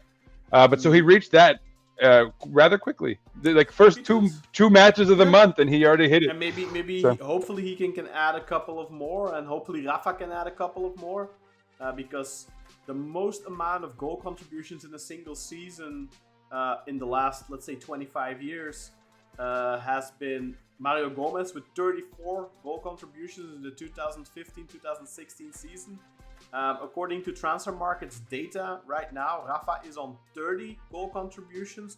Wow, he might hit it. I think they're wrong, though, because by their own standards, he should have 1 more, if I'm not mistaken, because a penalty 1 counts as an assist on Transfer Market, and he only got credited for 1 penalty 1, which I find... According to FotMob, which doesn't count penalties 1 as an assist, Rafa has 29 goal contributions in 46. And he won 2 penalties this season, so he should be on 31 according to Transfer Market's own standards. So I don't know why they have him on 30. I find that really odd. But I mean, Transfer Market's been doing some weird stuff when it comes to Rafa. Anyway, like they've devalued him twice already this season, even though he's, I think, That's crazy. on track for his second most productive season in his career. Last season he had 37 goal contributions at Benfica, which was his most productive season ever. I think he's now on track for his second most productive season. I know he's had like his 18-19 or his 19. I think it was his 18-19 season for Benfica. I think he scored like 18 goals or something. He had like a pretty crazy season. So he might have had more goal contributions then. But other than that, I think this is probably his career 3rd best season so far. Screw transfer from the market. top of my head. So, Katla, feel free to correct me there. I'm sure you're looking at those numbers as we speak. Yeah, I'm looking at them, bro. Yeah. Well, guys, so What before can we do he- stats, This is his second best season. Well, Okay. there you go. There you And they lowered his value from 14 or 15 million to now 10 million. I checked. Crazy. Mauro Icardi, who is a year older, I believe, is still on like 11.5 million transfer value, and Rafa is on 10 he had a whole million. year out. And he's been out the entire season, so I find that dubious. Anyway, let's have a look at these More stats, than- and then more we can than. start talking with the. I was gonna say, do you want to do a little of the group chat first? Because we have a lot. Yeah, you man. know what? We could do some group chat already, and then give them some Let's time. let's Yeah. just like clear our slate here. Let's do that. And especially because most of this is referencing stuff we've already talked about. So, first of all, shouts to Ege Demirci, who I don't know if he's commenting. Thank you very much, Egg. I always appreciate it when people give feedback on the audio. If you can't hear someone, stuff like that. 'Cause sometimes I mute people accidentally, or I mute them and forget to unmute them, and all that kind of old man stuff that I'm capable of. I'm 36. I'm getting up there in age. Spring chicken over there. No, so Ege says, did you see the news? And this is going to come up a couple times, so we might have to do a little segment on this. But so did you see the news about Mahmoudou Bajo? Mm-hmm. I really don't. Where is Bajo? Is it Bajo or Bajo? Where's he I from? think it's Bajo. He's an African player from Gambia. So. Oh, he's the guy. Okay, he's the guy that the dick man over there almost spoiled for us. Well, I reached out to one of my contacts in Slovakia, Mojmir Stashko, who's a football journalist in Slovakia. I interviewed him a couple of years ago for the game against, what team was that we played from Slovakia? Was it Victoria Pilsen? No, from Slovakia. That's Czechia. That's Czech. Yeah. What team was it again? Come on, the team that had the striker from Alanyaspor that beat us. Was it? Fuck, I know that team, man. I think I know. They beat us like 4-2 or something like that, man. They did. Bratislava. Right, Slovan. Right. So I interviewed him for that, and I reached out to him and I sent him a message to ask him about Bio, what kind of player he is, but he hasn't gotten back to me yet. I only just sent the message just before the podcast started, so hopefully I'll get an answer back on that. But it's difficult to say. I mean, we don't know who this player, so we can't really comment on it, right? Like we'll have to bring in some expert guests to talk about it, and but you would imagine that. I mean, I trust our scouting department to hopefully identify talented players, and if they think he's ready. Because I hope they're not just finding players for 2 years down the line. You know, we need players that are ready now. We need to use our funds for that. Like, for example, if you look at Elan Ricardo, when Serdal Adalı is talking about him and talking about loaning him out next season, yeah, I'm not sure how I feel about that. We spent 1.9 million euros for the guy. I kind of feel like we should be using him already, you know? All right, you know what? Let me just skip. I'm going to skip way ahead to Kartal's fondest admirer, Yusuf, says, we've now gotten 3 young players for the future for some pretty big money. So he's including Bajo, I suppose, 10 million. Yeah. When we need guys who are ready now. Thoughts? And the reason I brought that up is you're already dropping some thoughts on that matter just as we spoke. Yeah. Ideally, you want young players that are ready, right? Yeah. I mean, look, it's still good to be getting young players who could, we could getting some good resale value on these guys in a couple of years. But given that we have such obvious holes in the squad already that we need to address in order to be competitive in the upcoming season, one could start to question, it's great to be getting prospects, but we also need to be getting guys who can contribute right now. And that's also why I think we would all love to see more of Kenny, right? Because also, I don't know if you noticed yesterday, guys, there was at a certain point we got a free kick, and he very cheekily went for goal, straight for goal, and that's I kind of feel like that's the kind of mentality. You kind of want that from a young player. Show a little cojones, he's 18, or I think he might have just turned 19 years old. I think he just turned 19, but like showing a little bit of ball, showing like, okay, I'm young, but I got some spunk. I'm not just gonna, play nice. I'm here to play ball, So Yeah, I think for sure. I am expecting to see Arroyo as a starter next season, but Yeah, he's shown flashes that we can be very intrigued by him. We need to see Elan though, I and feel now like- this Baggio guy. Let's see, I feel if like he with can be a Arroyo, contributor. everything we've seen is positive, but we haven't seen enough. He doesn't show enough yet. But when he I feel like you rarely. I can't think of a single moment where you're like, ugh. Other than that one moment where he got booed. What was that again? Because he took a selfish shot or something. I don't even remember what it was. But like other than that, I feel like everything he does, it's functional. If that makes sense. Yeah, for sure, Yeah, for sure. And Kathleen, you were gonna say something as well. I cut you off. Yeah, I just think over the summer, I think we need to focus on getting a good core of players aged between 23 and 28. Mm-hmm. It is like Maybe, yeah. it's an age range where they're going to be ready now, but they're also not old either. I think that should be a goal. But also maybe harder, tougher, because those will be more established players. They might be And more expensive. More expensive. Yeah, I don't know. I mean, let's leave it up to our scouts. I have full trust in them. I think that Ole as well. I think he's going to identify the players that he sees are ready and good enough. So I think we just need to trust the process. And for the first time in a long time, I kind of feel like, okay, let's see what happens. I want to give these guys a chance. I want to see them. And so far, with Kenny and with Ella Ricardo, I still think, let's see. Let's give them some time. Because part of me also kind of thinks like right now, Kenny isn't playing as much. Because I think all of us would love to see him play over Rashica, right? I mean, in our group chat, we're constantly talking about it. Like, oh, please just sub off Rashica, put Kenny on. Why isn't Kenny starting over Rashica and that kind of stuff?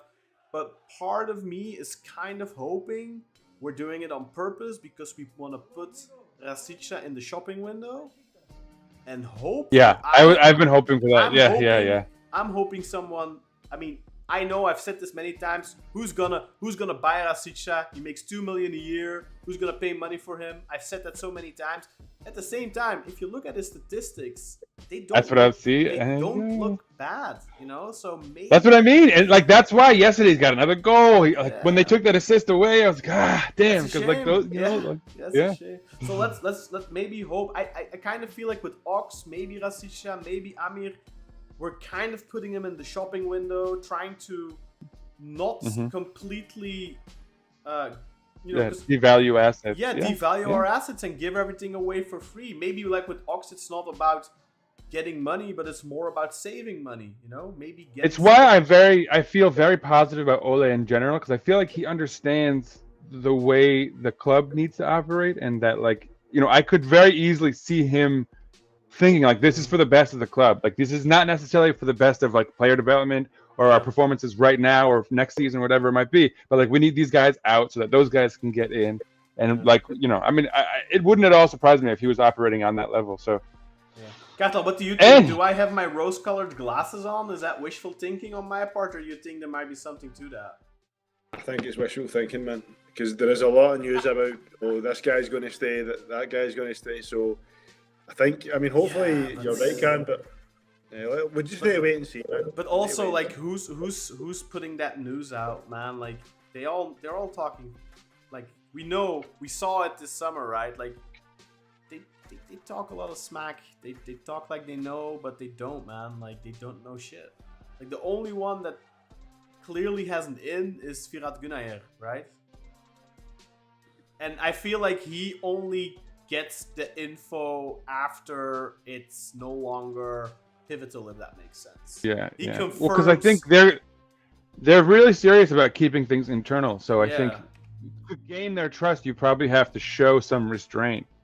I'm not gonna let this get out until there's something more official in the line. I think what is very important is that transfers don't they don't take too long. I think we need to, as soon as the window opens on the 30th of June, sorry, as soon as the window opens, I think they need to start announcing stuff. Ideally beforehand. Like, for example, say you sign this bio kid. I think it wouldn't be a bad thing if the season's over in 3 weeks, that they would already announce the transfer, even though the transfer window hasn't officially opened. I think if you give the fans some breadcrumbs, like you give them a couple of transfers early, it'll temper the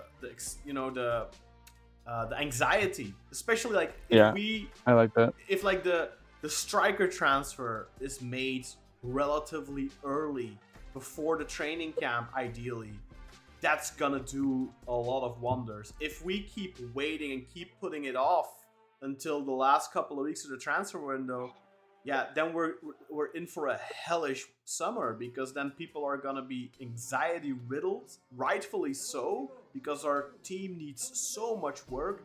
If really pivotal, important pieces like the striker aren't taken care of early enough, fans are gonna go mad, and rightfully so. And as a club, you need to know that, especially now with Serdal Adalı making a statement specifically about the striker. I think you almost have to bring that guy in early.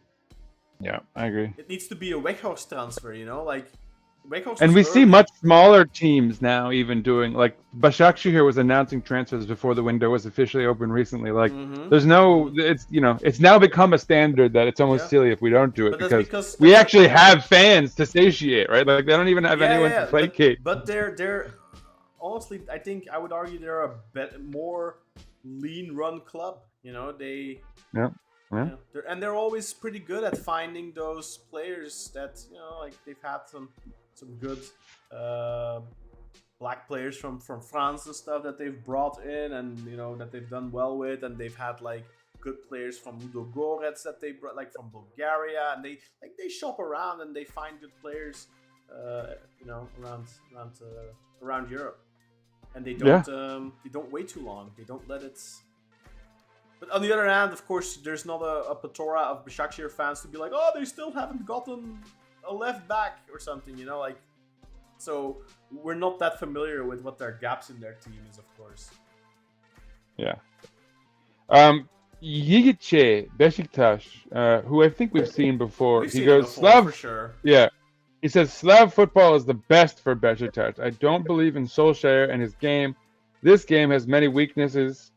Bilic would be great for Beşiktaş. Beşiktaş has a potential of becoming a Champions League team within 3 years if it's managed well. If Beşiktaş struggles to climb to third place in the league, that means Beşiktaş is the worst managed club in the world. Yeah, but I mean, that's not on Ole though, right? No, yeah. In fact, he's brought us up from. He's I think we were in seventh. I think, yeah.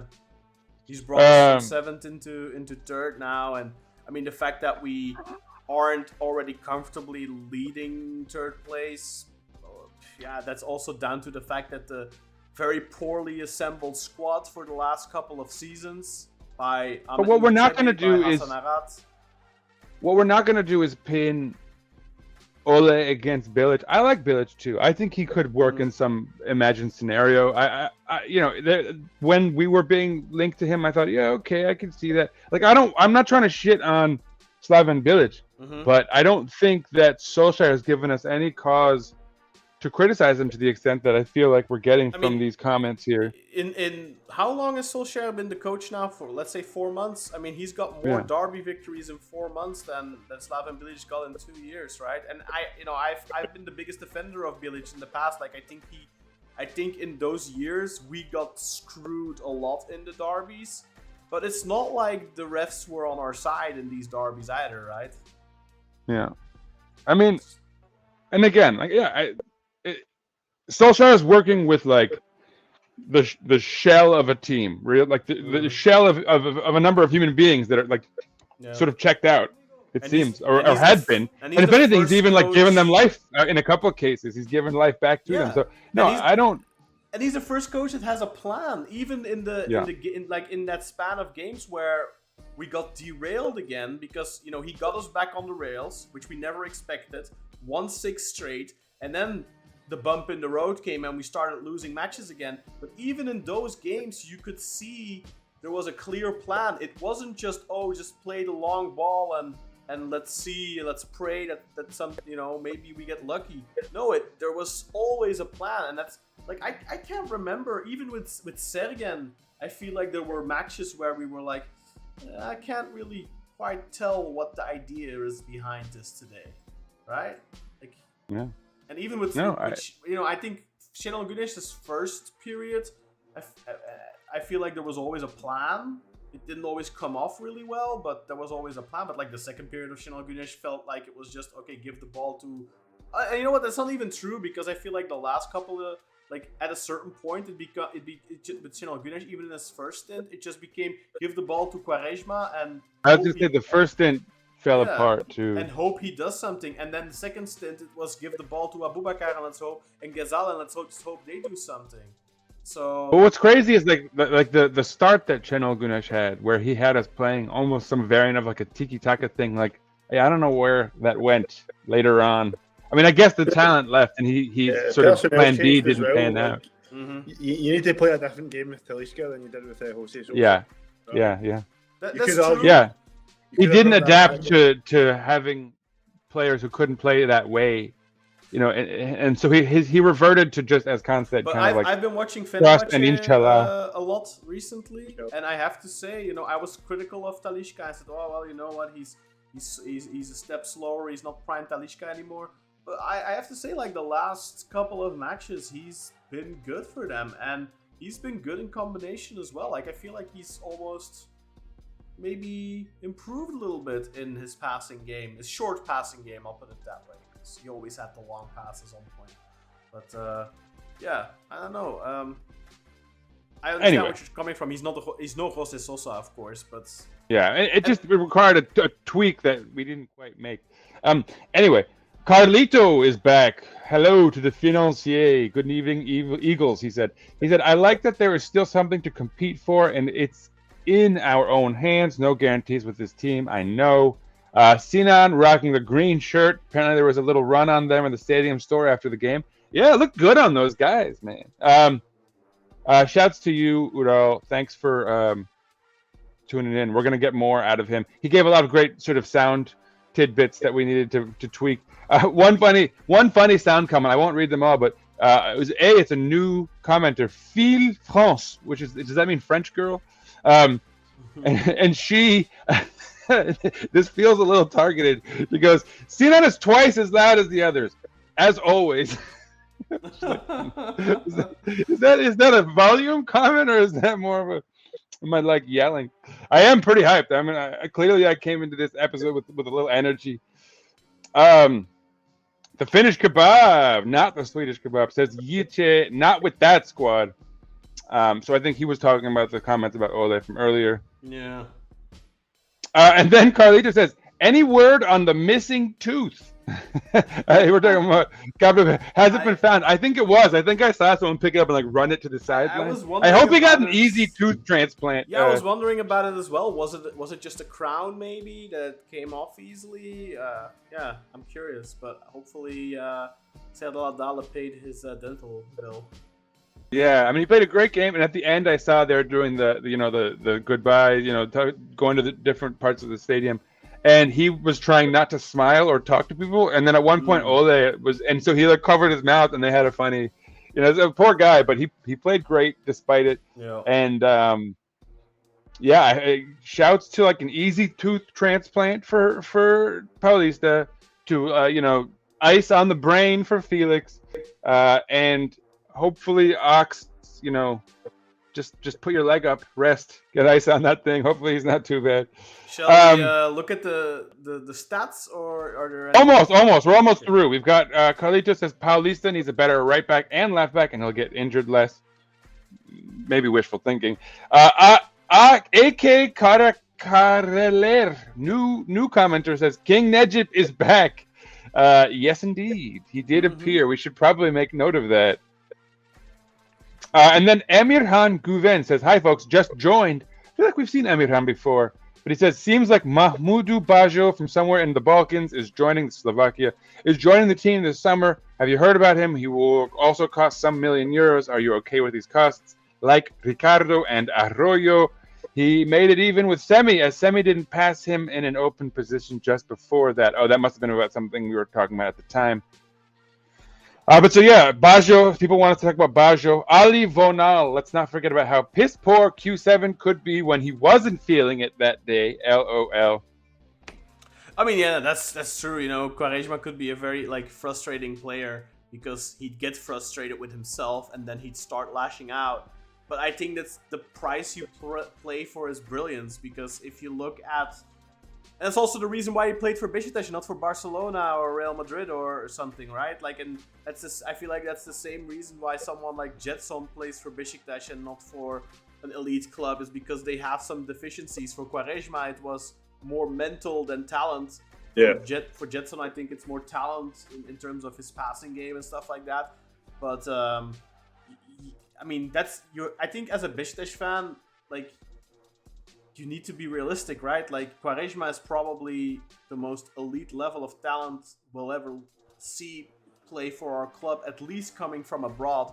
If we're lucky and we can get the next Sergen out of the academy, or the next Arda Güler or something like that, that's also possible. Then you have that elite talent. But I think in terms of bringing in elite talent from abroad, I think we'll be hard-pressed to ever be able to bring in anyone with the sheer talent of Quaresma. Rafa Silva, probably the closest player that I've seen, I would say.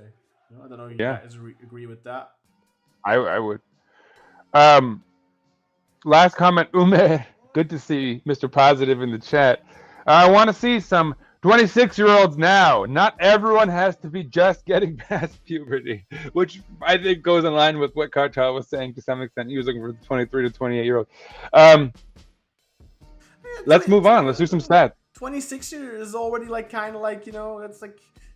You're already established. That's you're in your prime. If you want to flip players, I think 26 is a dangerous age, because usually you flip them after a year or two. By the time they're 28, maybe going on 29. Well, and look, you can make the argument that you want to have a couple key veteran players on each line or whatever, but we already have some of those guys. So I feel like before you look for more veterans, you got to get rid of some. If you lose Ciro, if you lose Masuaku, if you lose Gabriel Paulista, then maybe you could kind of look towards some older players. But I think we're pretty much capped out there. Yeah. I mean, let's talk about stats. Okay. Let's talk about the stats first. Yeah, I'll bring them up. They're on the screen right now. You can see the stats on your screen for those of you watching on Spotify or YouTube. Yes, we are also on Spotify in video. So if you are not somebody that joins us live and you are a Spotify premium subscriber, you can watch our streams. For example, if you don't have YouTube Premium and you don't like all those ads every 10 minutes or whatever it is, I don't know how it goes. I just got Spotify Premium, actually, on that note, because there you go. Now that I'm working more, I need music and I hate all the ads, so I was like, screw it, I'm paying. If you have Spotify Premium, go and check out our podcast there. We actually get ad revenue, and people who have Premium, they actually give us more revenue, I believe. So. Okay, I'm gonna start watching that on Spotify when I do the dishes. There you go. Instead of watching the Knicks lose. Our viewership on Spotify, for some reason, is 84% from the United States. There you go. Yeah. And on Gringos on YouTube, Gringos in the house. And on YouTube, it's Turkey is the highest. It's not that high, it's not 84%, but it's like 20% or something. It's much more varied. So it's a much more diverse group. Yeah, it's on much YouTube. more diverse on YouTube. Yeah.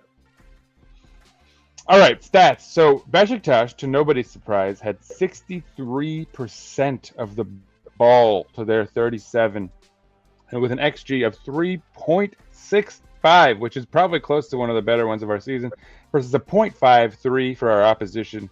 And that's being kind, honestly, because I don't even know. I mean, their goal was a wonky one from outside of the box. I mean, maybe the header was in, but total shots. This is insane. This probably is a season high. We had 30 shots to their 8, 14 on target to their 4. Shit, let's get this goalkeeper gone. I didn't realize that he'd saved 10 shots.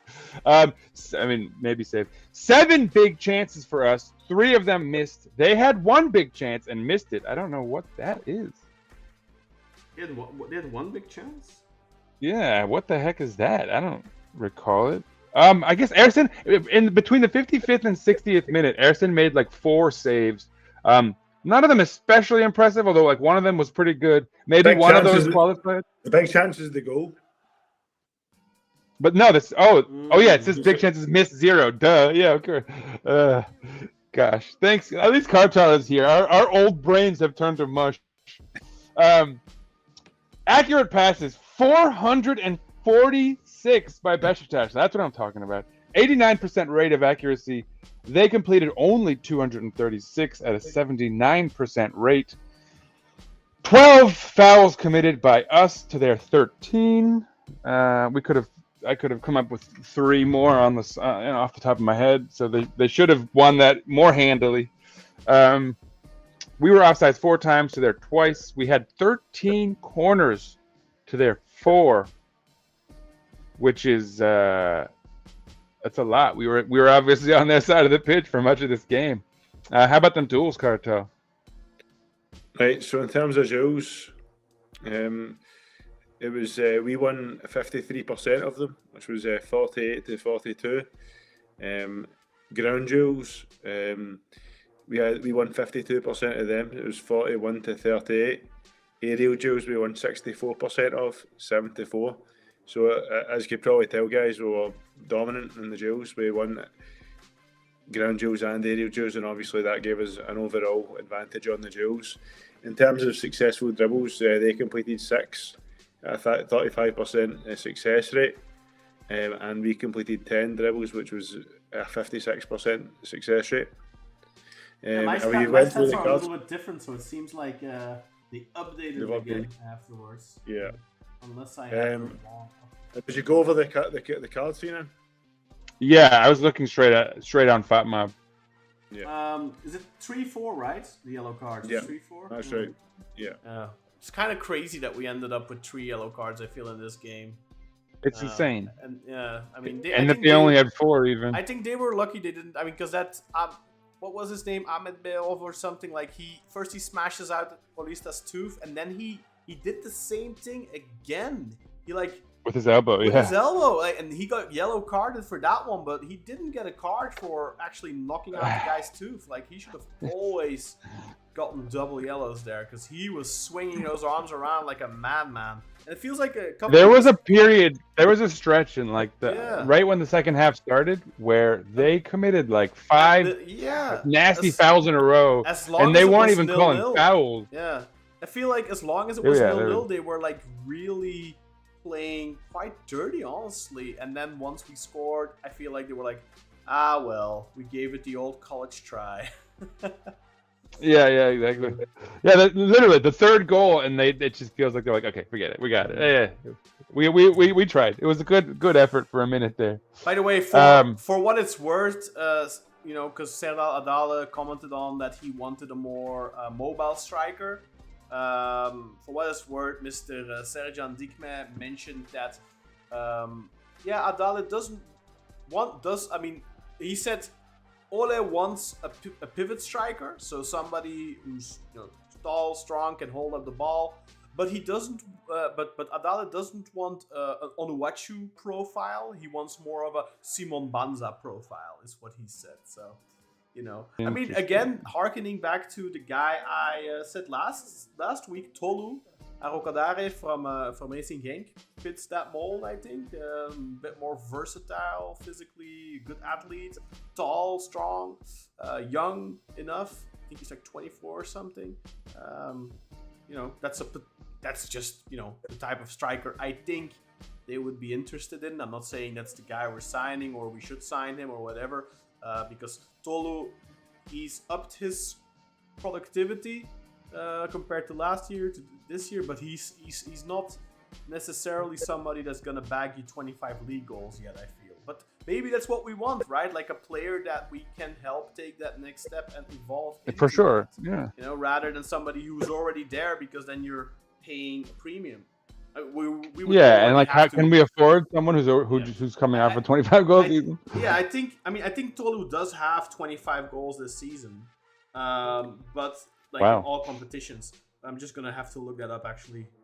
But I think the advantage we have with a guy like him is he's young enough, he's good enough, he's scoring enough goals that I think he's ready for that next step. He's 24 years old, by the way, but I think his numbers aren't good enough to attract the big interest, like the Premier League and stuff like that. You know, he has 22 goals and 5 assists in 43 matches for Racing Genk, so 27 goal contributions this season.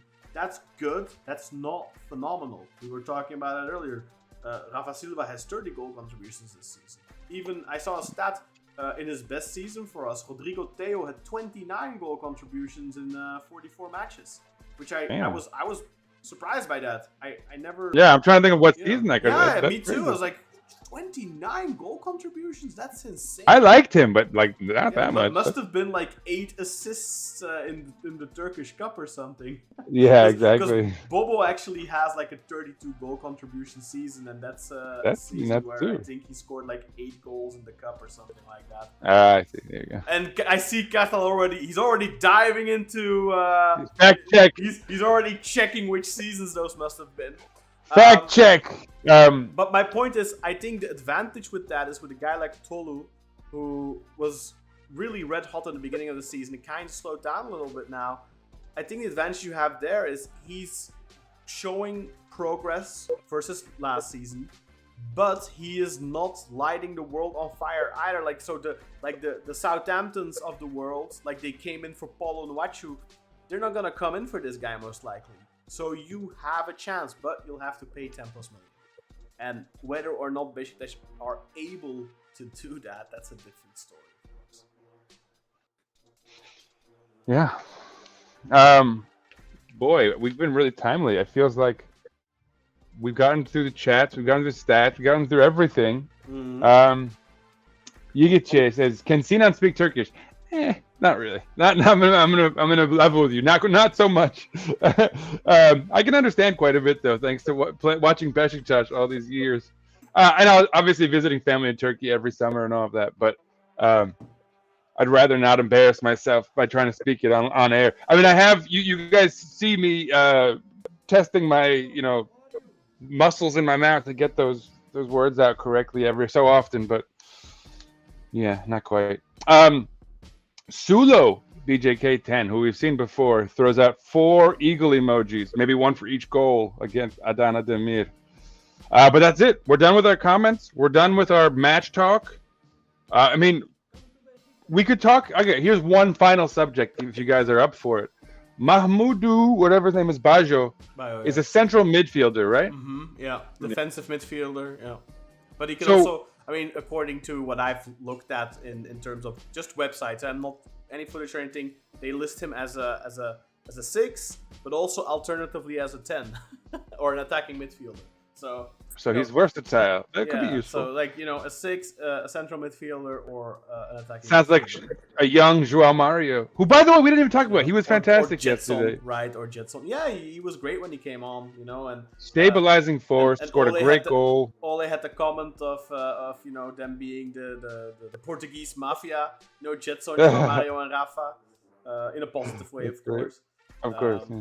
But yeah, great. I'm curious to know what we do with João Mário I think he stays next season. I think he He's stays. got to. I mean, in a way, we've got him for a couple more years. He's on a fairly large contract. I mean, I wonder if he showed enough strength to Ole, where he's like, okay, we're fine with you. Let's just get through this season. Get like guys like Rashica and whomever it is that maybe we want to put in the windows, in the shop window, get them more playing time and stats. Yeah. And if it's kind of like, you're fine, we got it. It's curious that he was a starter for a while under Ole and was playing really well, and then he kind of got relegated to the bench. After that one game where Ole, after the game, talked about if players don't run back and don't work, then it's and I kind of feel like after that João Mário hasn't really started. So I think he must have been talking about João Mário, at least in part. So. Or he's seen enough. He knows he can use him next season, and he's on to evaluating other players. I'm not sure. It's a curious thing. But so I guess back to Baggio, we have. So I remember when we first were talking about him. I think it was Murder Merit, who's conspicuously absent here today. He had said, "Oh, why do we need that? We have so many central midfielders." And I had gone on this sort of like run of guys who probably won't be with us next year, who he might be referring to. And like, so who are our central midfielders? Right? Obviously, we have Jedson, but then Ox, we don't want him to be here.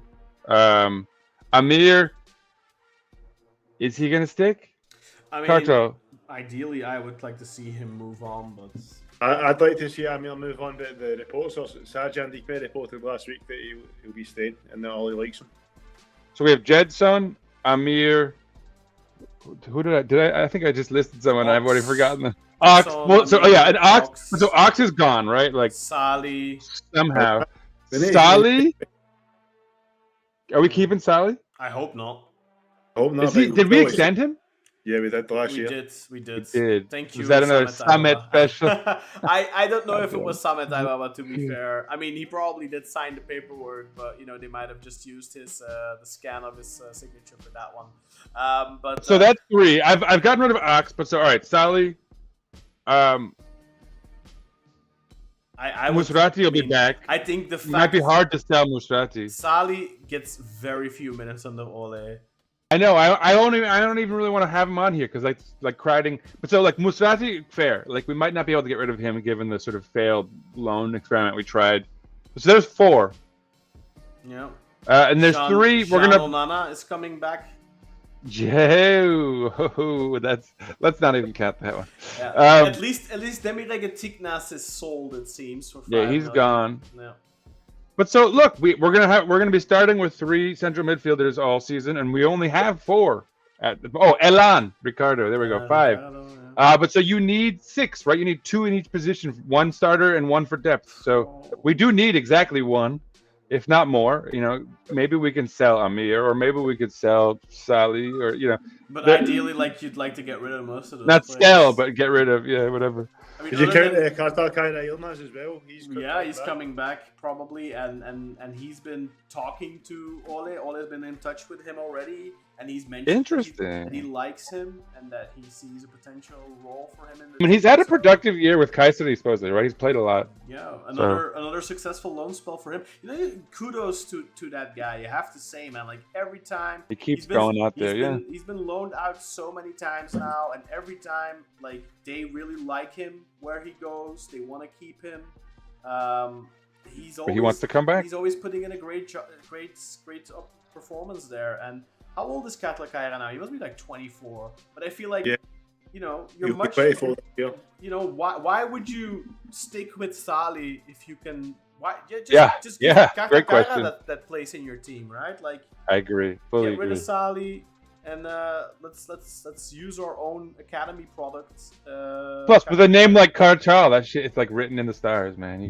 That guy's gotta play. Exactly. Nasser says, "Well, I joined at the right time because I think I was like, well, I think we're done early today," and he probably just logged in.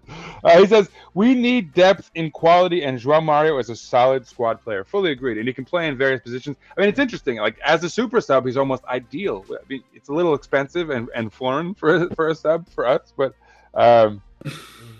Don't forget to hit that like button, by the way, guys. If you're watching us live, please leave us a like. And if you haven't subscribed for some reason, subscribe. Get on it. And hit the notification bell, especially if you're one of those people that are with us on the live broadcasts on the regular. Hit those notification bells. You'll be notified. Yeah, be notified. Whenever we go live. So, and we're currently on 879 subscribers. So we're closing into the 900 mark.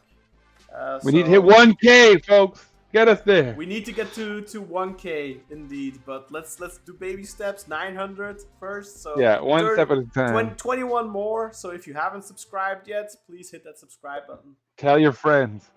And then Nasser says, "What about Fahri I? He's a central midfielder." I actually didn't know he was a central midfielder. I think he's Is more that- a winger. I think he might be I listed thought so as a too. central midfielder, but like when I've seen him play for the Turkish under 21s, I feel like he came on as a winger.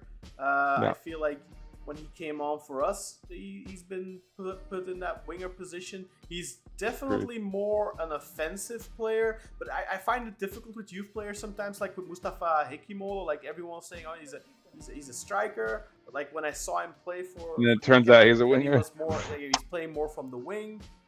But like I was also like, I guess he's a striker. You know, with that frame, you kind of have to be, right? But then So I don't know about Fari Kerim I think he's more. I think he's more behind the striker or on the wing type. I think he's more like an Ernest Mucci type, you know, like. Yeah, Umar just beat me to it. He says, "I wish we got to see more of Fahri I. He always looks explosive when he comes on, and I think that's the reason I didn't list him there, Nasser, like as a defined, like definitely. And aside from the fact that I'm not convinced he's a central midfielder, it's also we haven't seen enough to really chalk him in as like he's 100% a part of the rotation. And like he's when and another one of those players like Mustafa Hekimoğlu who could really benefit from a season or two like out sustained on playing loan time with a stable team that's going to play him and is going to utilize him. So again, you know, to come back to Carla's point from earlier, you know, if we'd have a club in Belgium or in the Netherlands or in France or whatever, you know, where we could reliably send our academy products to develop, you know, guys like Hekimoğlu, guys like Fari Kerim I. You know, Fari Kerim I, we haven't seen too much of him, but I feel like, yeah, exactly. When we have seen him, I do feel as well like the quality's been there. By the way, Carla, your camera just cut out. There you are again. Yeah, I agree with you. I think when he's played, I feel like you see there's something there. Whereas, you know, with Arda Kilic, is it Al-Kilic? Yeah. I feel Jakub like Arda. Jakub Arda. We've seen him a couple of times, and with him, I have my hesitations. You know. Yeah. But with Fari Kerim I, we have seen so little, but I kind of feel like it's almost similar to Arroyo, where you're like, you haven't seen enough, but it kind of feels like the things you've seen, like he hasn't done anything counterproductive. He's, you know, he adds something, and he has decent footwork, explosiveness, like Omer said. There's something there.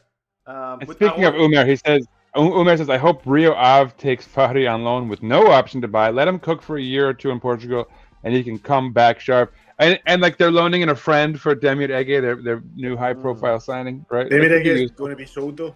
That's what. Oh yeah, I've heard that. And I guess here's one final comment, guys. I'm about to hand this man a new title. Yigice Beşiktaş says, with Ole, Beşiktaş won't be successful. Yigice, you're gonna become the new Mr. Positive. I mean, you've got to become a Patreon. You've got to become a Patreon subscriber to or a YouTube member to get a nickname. To get a nickname, you know. But and the reason I feel like I can take that title from Umer is because he and I have been agreeing so much these last couple of months that I have to stop mocking his negative approach to things. Apparently, he was right in some cases. You know, I mean, you have to. You were talking about Slaven Bilic earlier, right? Like, if you look pure, I mean, if you look through it from the pure perspective of trophies, Slaven Bilic was highly unsuccessful. He didn't win a single trophy with us, right? So, like, and you were referencing him as you know, what we need. I would argue that Ole Gunnar Solskjaer is what we need right now. I think he can lay the groundwork for future success. Whether or not he is the man to then in 1, in 2, in 3 years' time to take us to that next step, like Şenol Güneş did with, you know, Slaven Bilic laid the groundwork for the success of those 2 consecutive titles under Şenol Güneş. I don't know if Slaven Bilic could have done what Şenol Güneş did. Maybe he could have if he was given Mario Gomez. I don't know. We'll never know. And I feel like with Ole, it's like, give him time, give him a chance. He can build. He can definitely build. He's a good squad manager, good man manager. He's good with developing young players. He's also good with honing, you know, galvanizing players like Rafa. He did the same thing with Bruno Fernandes at Manchester United. You know, he can and then he galvanized young talents like Marcus Rashford and what's the rapist called again? I forget his name.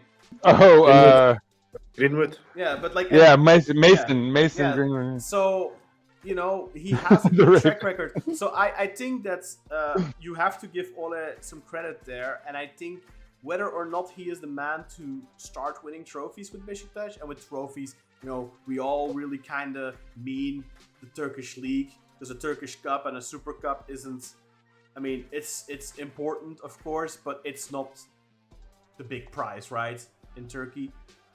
So whether or not Ole is the man to do that for us remains to be seen, but I definitely think he can bring us to a point where he can get us competitive again, and then maybe somebody else needs to take the next step. But right now, honestly, I think, you know, it's not just Ole you need to keep in mind, it's also the team around him. Erling Mo has I was about to say multiple titles in Norway with Molde as well. He's a very well respected coach. He plays a very big part in the team, in the coaching team. It's not just Ole. Erling Mo. Yeah, you're seeing him more and more, right? Every week he's talking more to players, and he is just as important. Like, Ole is the face. He is, to the outside world, the face of Beşiktaş, the coaching staff. But Erling Mo is just as important to that ensemble, and he does most of the work on the pitch, on the training ground, and in terms of tactical preparation, he has two really good comments. A massive part in that. There's two really good comments here. First of all, Umer with like the cold splash of reason here, logic.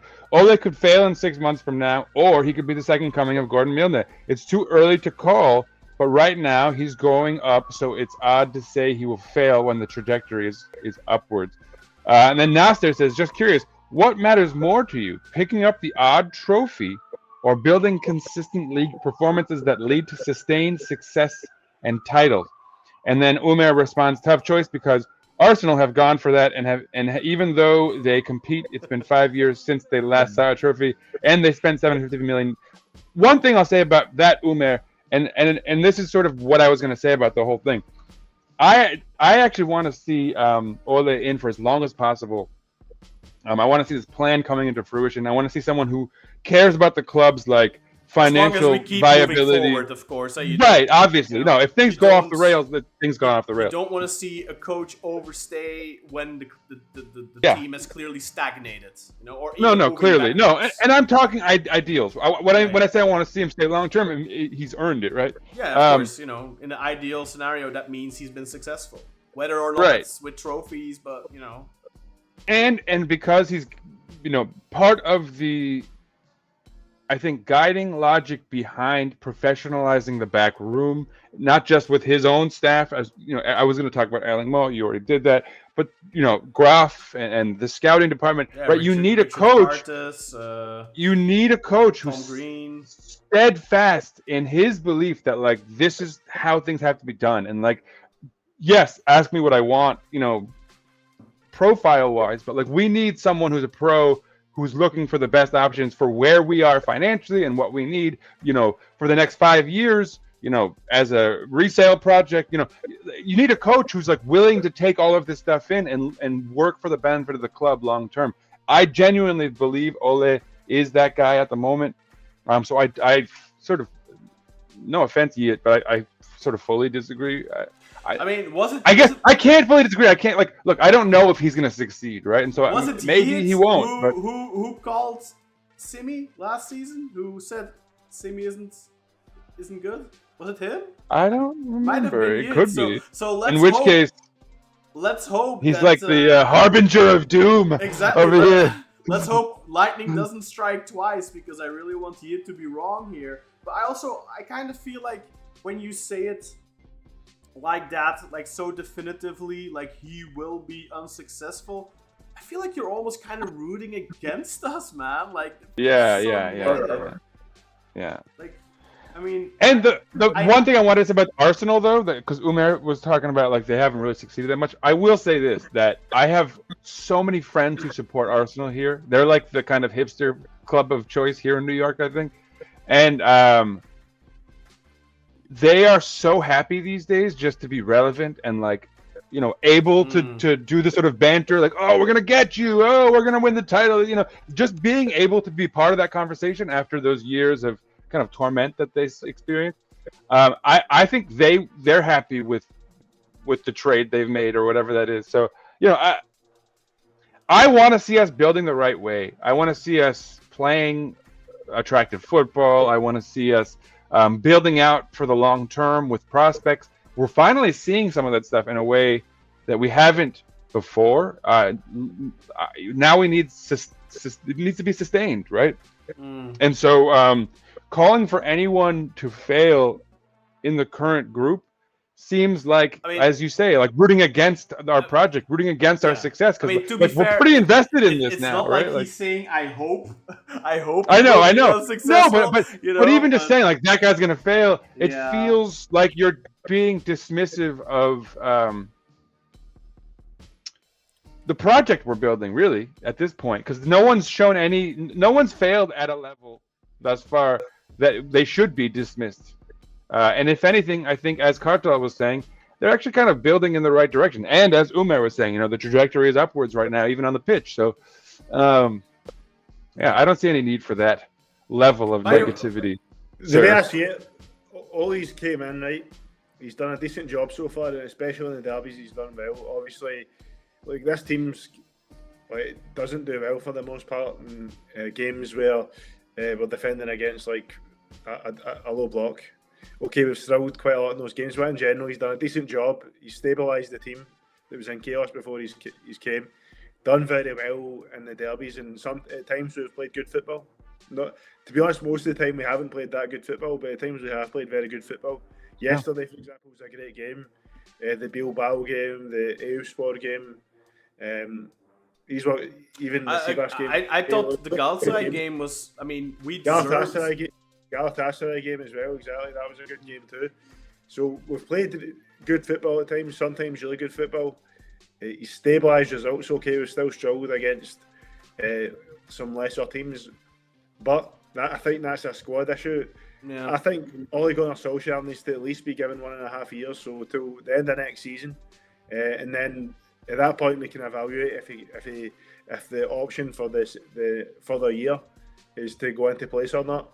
So I think no matter what happens, we should give him a year till the end of his contract, and then we can make a decision from there. But so far, I don't think there's any reason why. He's not Katal, like I feel like. Are the jerseys up? I did have them up for a second there, and I'm gonna ask your opinion on them in a second because I was wondering whether we did a video on them, but I just want to get your brief thoughts on them as well. But so like I think you can liken it a little bit, Luke. Like we have a spoon and we have a can, and when the can is open against like teams like Athletic Club, against teams like Fenerbahçe, against teams like Trabzonspor, Galatasaray, teams who open up. We can use a spoon and we can gobble all the beans up inside. But when we play against teams where we still have to open that can, it's kind of hard with a spoon. You might succeed, but it's tough to open a can with a spoon. You need to have a can opener. We're missing the can opener right now. I don't think that's Ole's fault at all. Not at all. Yeah, I never said that. I said it's a personnel issue. Yeah, exactly. You said it. Yeah, exactly.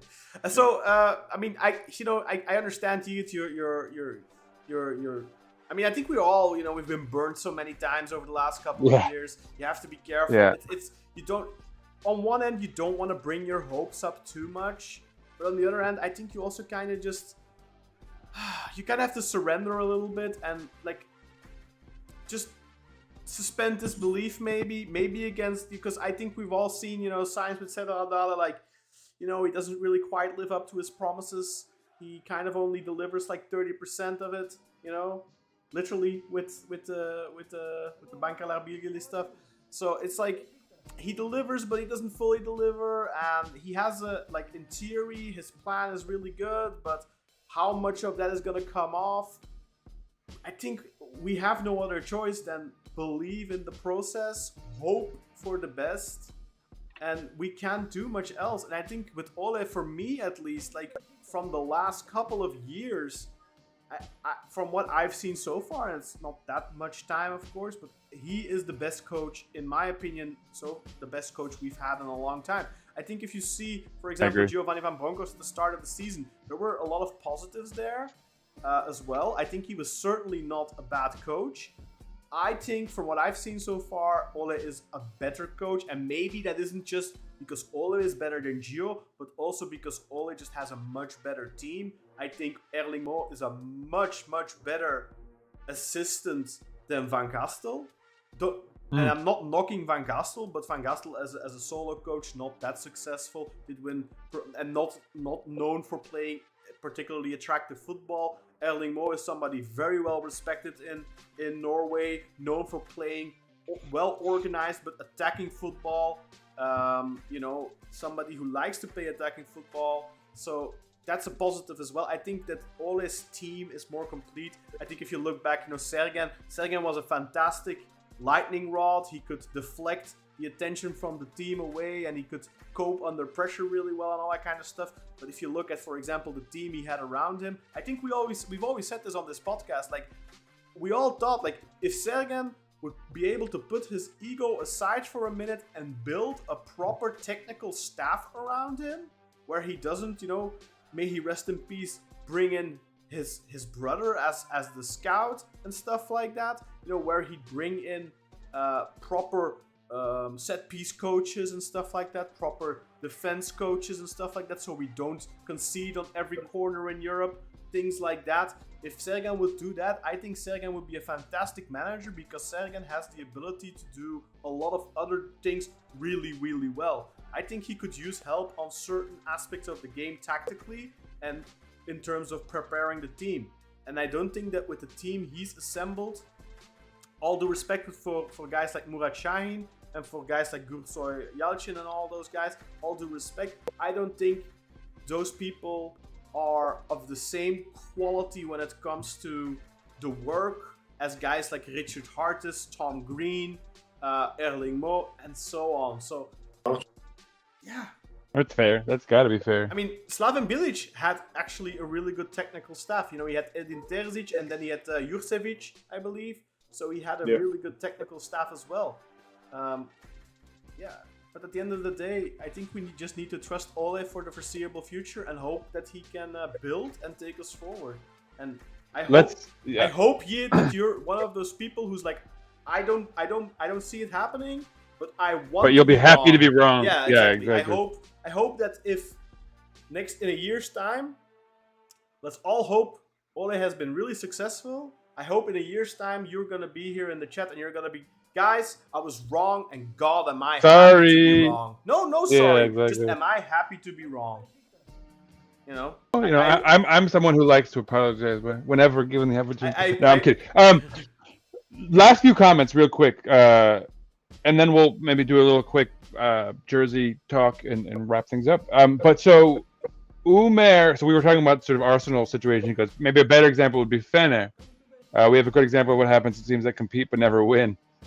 Fenerbahçe. And then Nasser says, Arsenal finishing second in the last 3 seasons shows consistency. I'd take that any day over the constant ups and downs of like Man U, who are sitting in 16th. And then he says, Nasser, I agree with Kartal. Ole needs to be backed properly and given the tools to succeed. You can only work with what's in front of you. I addressed his question about my shirt in the chat.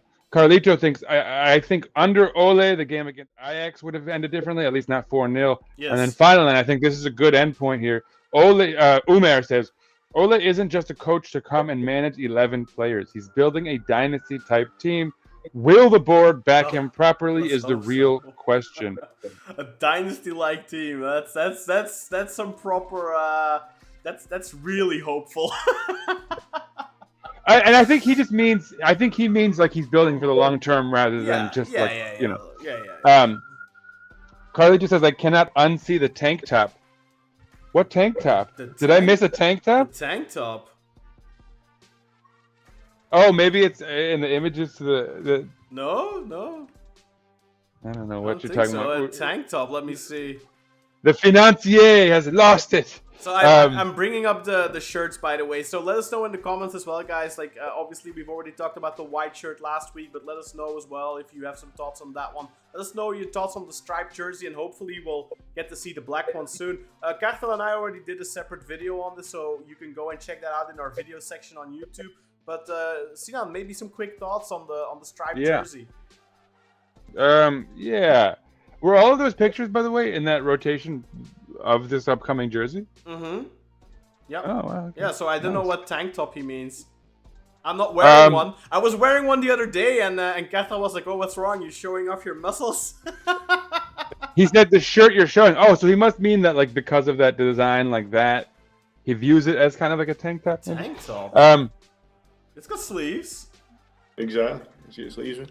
Umer says, I told you already let us win 5 and 6. I told you already let us win 5 or 6 in a row in this jersey, and people will say it's the best design they've seen in ages.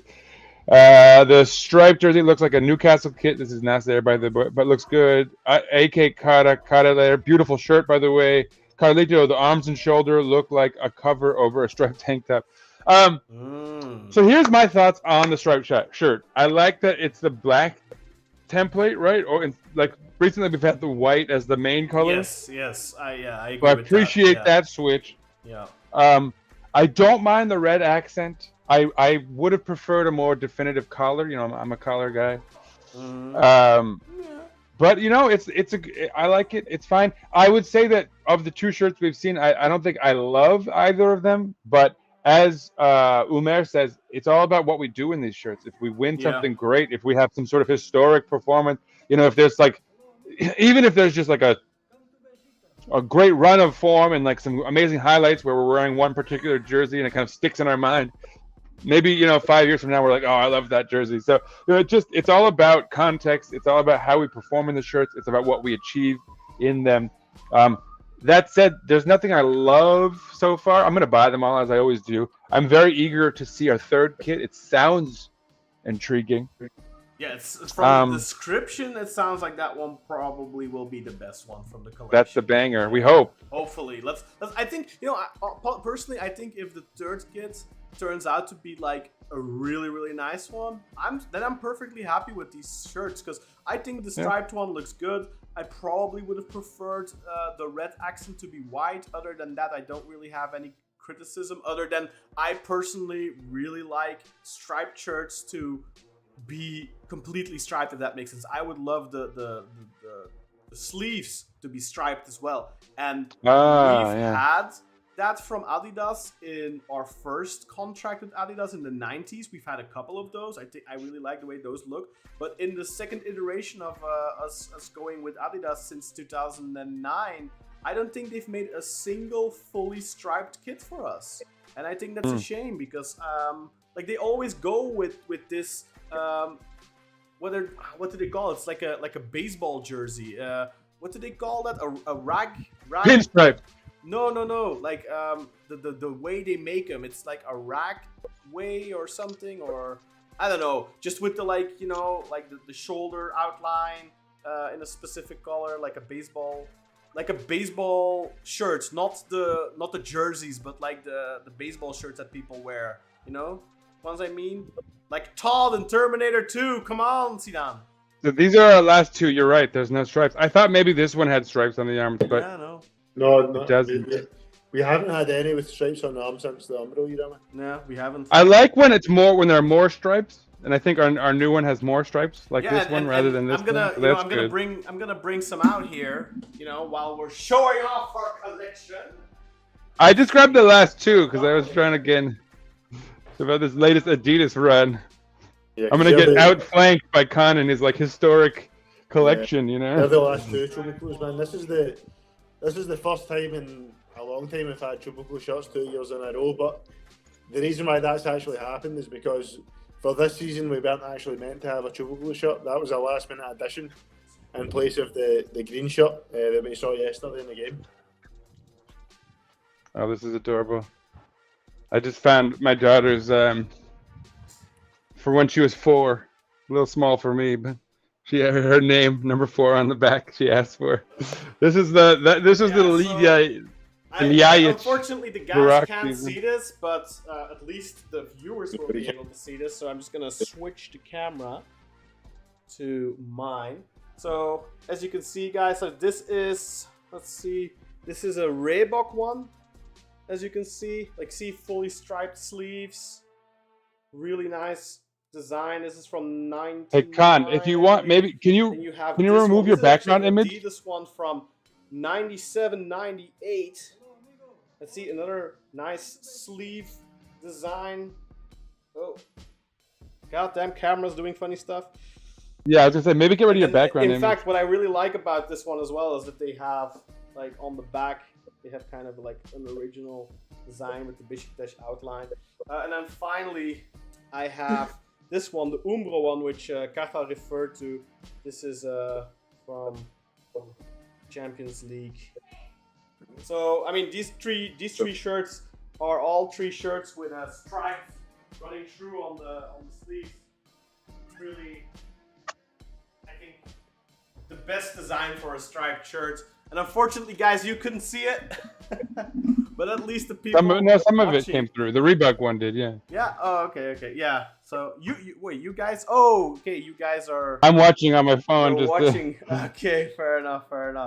So yeah, I I mean, see. for me, that's the ideal stripe design. But we just haven't been getting those from Adidas. So, which I think is weird because Fenerbahçe actually have been getting those designs in the 2010s and stuff. Like, if you remember 2015-16, when we won the league, they had a really nice fully striped design.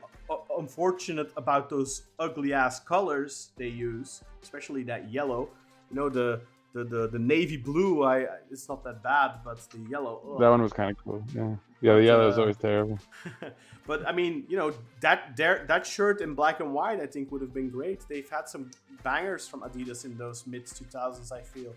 And unfortunately, we keep getting the same style of Çubuklu formas. You know. Yeah. No, I'm excited for the third kit. I want to see where we go with that one. What's nice is we're getting them early this year. I might get them by my birthday, by late June. So Kathal was hoping for the same thing. I know it's gonna be harder to match his. It's a week after his birthday. Yeah, so they're coming out on the 15th, you know. Oh, so it's announced. Wow, Yeah, we're serious here, June pros. 15th. As Khan said, it's exactly 1 week after my birthday. Yeah. I asked Duzjan what he wants for his birthday, because our birthday's next month. He said, "Just give me money, I'll buy one of the best." Buy the kids. You guys are gonna give You each buy other the me same one, amount of I'll buy money. you one. Because you guys give each other the amount of money, like just for the ethos of it, I guess, the spirit of gift giving. A few more comments, I guess, before we wrap it up. Yeah. Since this was a pretty tidy episode, just over 2 hours now. Did you see on what shirt I'm wearing, by the way, today? Yeah, I did. I just saw. It's a good one. Is that the? That's a 2011-2012 pinstripe black shirt. There it is. Yeah, that's a great one. You know, I decided to mix it up a little bit. Classy. You know, I have rules to abide by, but whenever I do the Schwarting report, if anyone's curious, I always pull out one of my favorite old-timey jerseys. So if anyone wants to see me in a variant, I found a couple of nice big sizes that I can comfortably put on, but it's gonna get really warm in the near future. There's a heat wave coming, so I think you'll be seeing me in tank tops really soon, guys. I'm sorry. Prepare yourself, Udo. We don't allow guns on the podcast. You can. Yeah, I'll put them away. I'll holster them. But I have been. We could have an OnlyFans. We could do an OnlyFans exclusive. You know. I've been thinking of getting a basketball jersey just to wear on the show. You know. Oh, if the Knicks win, I'll be so happy. I'll probably send you one. So stay. Ooh, I wouldn't hope. I wouldn't get too hopeful though. Yeah, that's fucking. Belgian customs will keep it for 2 months. yeah, exactly. Or like the U.S. customs, like Belgian people don't like shirts. We're not allowed to send shirts. Like last time. Yeah, you have to put a proper description on that box. Yeah, exactly. Like what size? Like what's the thread count, man? Anyway, last few comments here. There's some fun ones. Okay, Carlito was talking about the arms and shoulders look like a cover over a striped tank top. I think I did that. Nasser, I think the red makes it pop more simple and clean. Okay. AK Kara, the white one needs to get used to. A bit ugly. Yeah, we'll see. I think it'll look better, and once we see it on them in action. Maybe throw some black shorts on there occasionally. Yeah, for sure. I mean, right? That'll that's really something like they need to stop with the full white getup, man. Like, yeah. Get out of that, yeah. Yeah, I want a president to step in, put his foot down, and say every game in the white shirts, put on black pants. Damn it! Unless the league says no, you have to play in full white today because if they of the other team, or whatever. But like, yeah. No, yeah, I agree fully. Just cut that shit out. I everything looks better with black shorts. It does, man. It does. I mean, I've been saying it's green. not that big of a deal, but I have to be honest, like, because Özcan is a big stickler for Carlos Butter. He's like, and I'm like, dude, it's just a shirt, man. But I'm deep inside, I'm like, I've been getting annoyed by that for 15 years, because I feel like white shirt, like the last 15 years, or like ever since we went back to Adidas, I feel like we've been playing in all white for so often, like it annoys me, man. I hear that. But I try to. Yeah, I'm with you too. I usually I'm a little bit like, okay, like when the twins are like, come on, what about like we need this type of shirt? I'm like, whatever. Or like even you come when you're like, we shouldn't have green. I thought, it could be fun. But yeah, that's the one thing that always bothers me. The white shirt. See if we stuck to a traditional white shirt with black shorts more. I think that's an important thing, man, because it helps create a brand image as well. Yeah. Like, you want to see if we get sustained success in Europe. Hopefully, fingers crossed, in the future we can achieve that. You want people to think as soon as they see a white shirt with black shorts, think, "Oh, that's Beşiktaş." That's Beşiktaş. Yeah. Yeah, I mean, if you see a team with yellow shirts, black trunks, you automatically think Dortmund, right? Yeah. Or a hoop shirt, you think Celtic, or a red shirt, you think. Yeah, red shirt, white trunks, black socks. You think Man United. Yeah. So yeah. Although I think maybe red with white shorts, you might think. Man United had white socks for a long time as well, didn't they? Yeah, I was gonna say typically like red shirt with white shorts. I might think Benfica. With black shorts, I think Man U. They do black but then shorts I think, as well, yeah. Yeah, and I feel like Man U has done white shorts even. So those guys need to sort their shit out. Those two should sort their shit out. Anyway.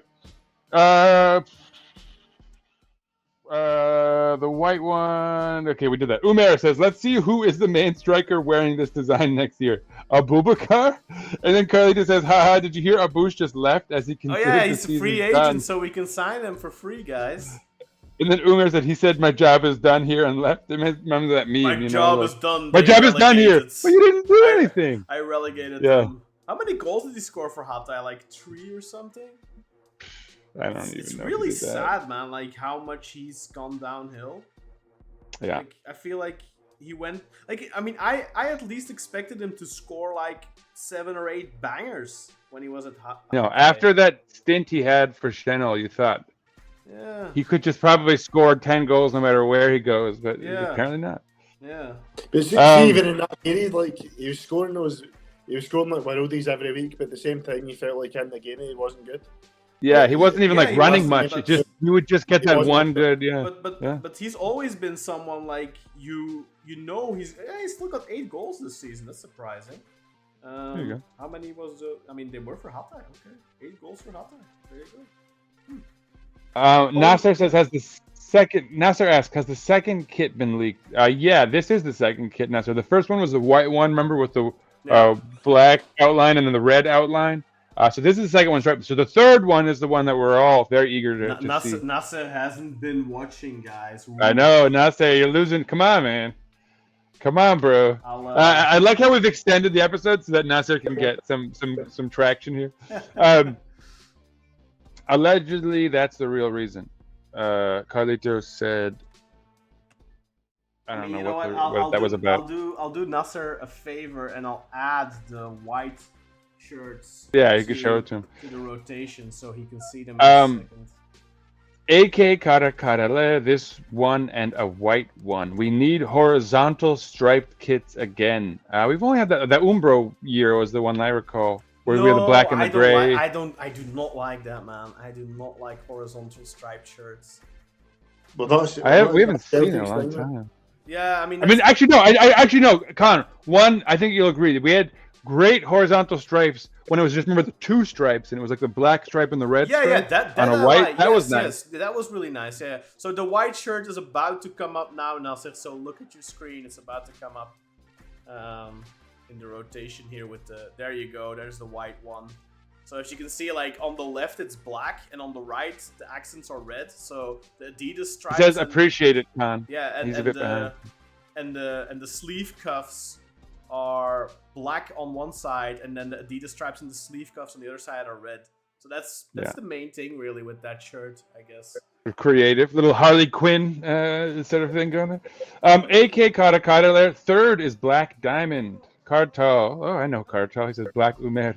Umer then steps in. Any one of you have the Eagle Claw jersey from the 2000? Oh, I remember that was a Teo special, I think. Oh, right? you know, Yeah, I've got that here somewhere. I was just rooting through. I didn't buy that one actually, to be honest. Where is it? I've got it. I've got it here somewhere at the top of my boxes. God damn, this cable won't go far enough. Just a second. Umer says 2009. Fuck it, I can't be arsed. His 45-year-old knees. knees. Boxes too much today, man. I can't be bothered. I gotta hit up my archive, man. You guys are making me jealous. I gotta hit up my archive. Umer says his 45-year-old knees gave out. I guess it was bound to happen. This is obviously about Abu Bakar. Nasser, appreciated your work getting hit the white jersey up. Carlos, this should be with black shorts indeed. So yes, we have full agreement. Nasser says, "Oh yes, I remember now. That's the one where you guys were talking about the background color." I really wonder. There was talk of the background color. I mean, I can fix. All right, I'm cutting off the chat, guys. I'm not reading anymore. I put my phone down.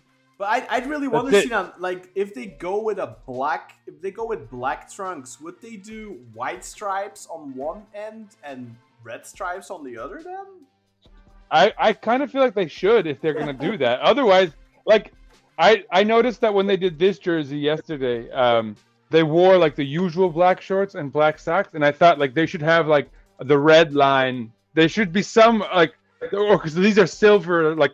There should be some calibration. Obviously, they just like pulled that thing together in like a day. But I think the green shirt works well on black trunks for sure. I know. I just meant like these stripes are silver, not white. You probably can't tell. But so the shorts should have maybe had silver stripes, or maybe some allusion to this red here, because there's also red down here, and on the back. I mean, so I thought like it was obviously just like pulled it together to have imagine, and I think they made the right choice. Adidas had a pair of trunks lined up for this. Yeah, they probably had a full thing, but I think because they discarded it as an option, they probably didn't give them the whole set, and then they pulled it together last minute. Cathal, do you know what was the reasoning behind going out in the green shirt yesterday?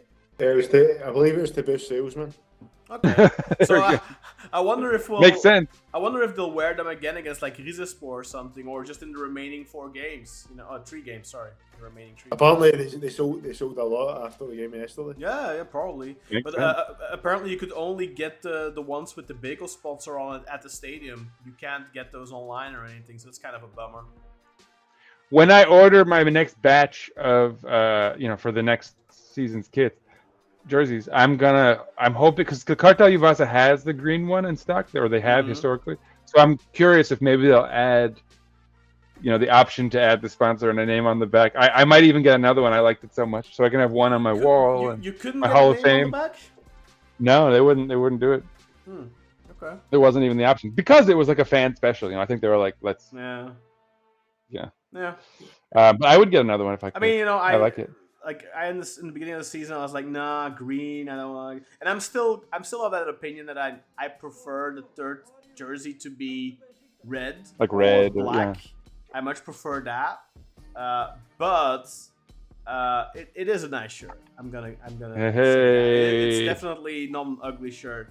I just think We got him, folks. green doesn't have anything to do with Beşiktaş, and for me, the whole concept of, well, the green shirt can be any color, really, that's a very modern, commercialized football thing. I feel like 15, 20 I thought years of a ago, good that joke. didn't happen.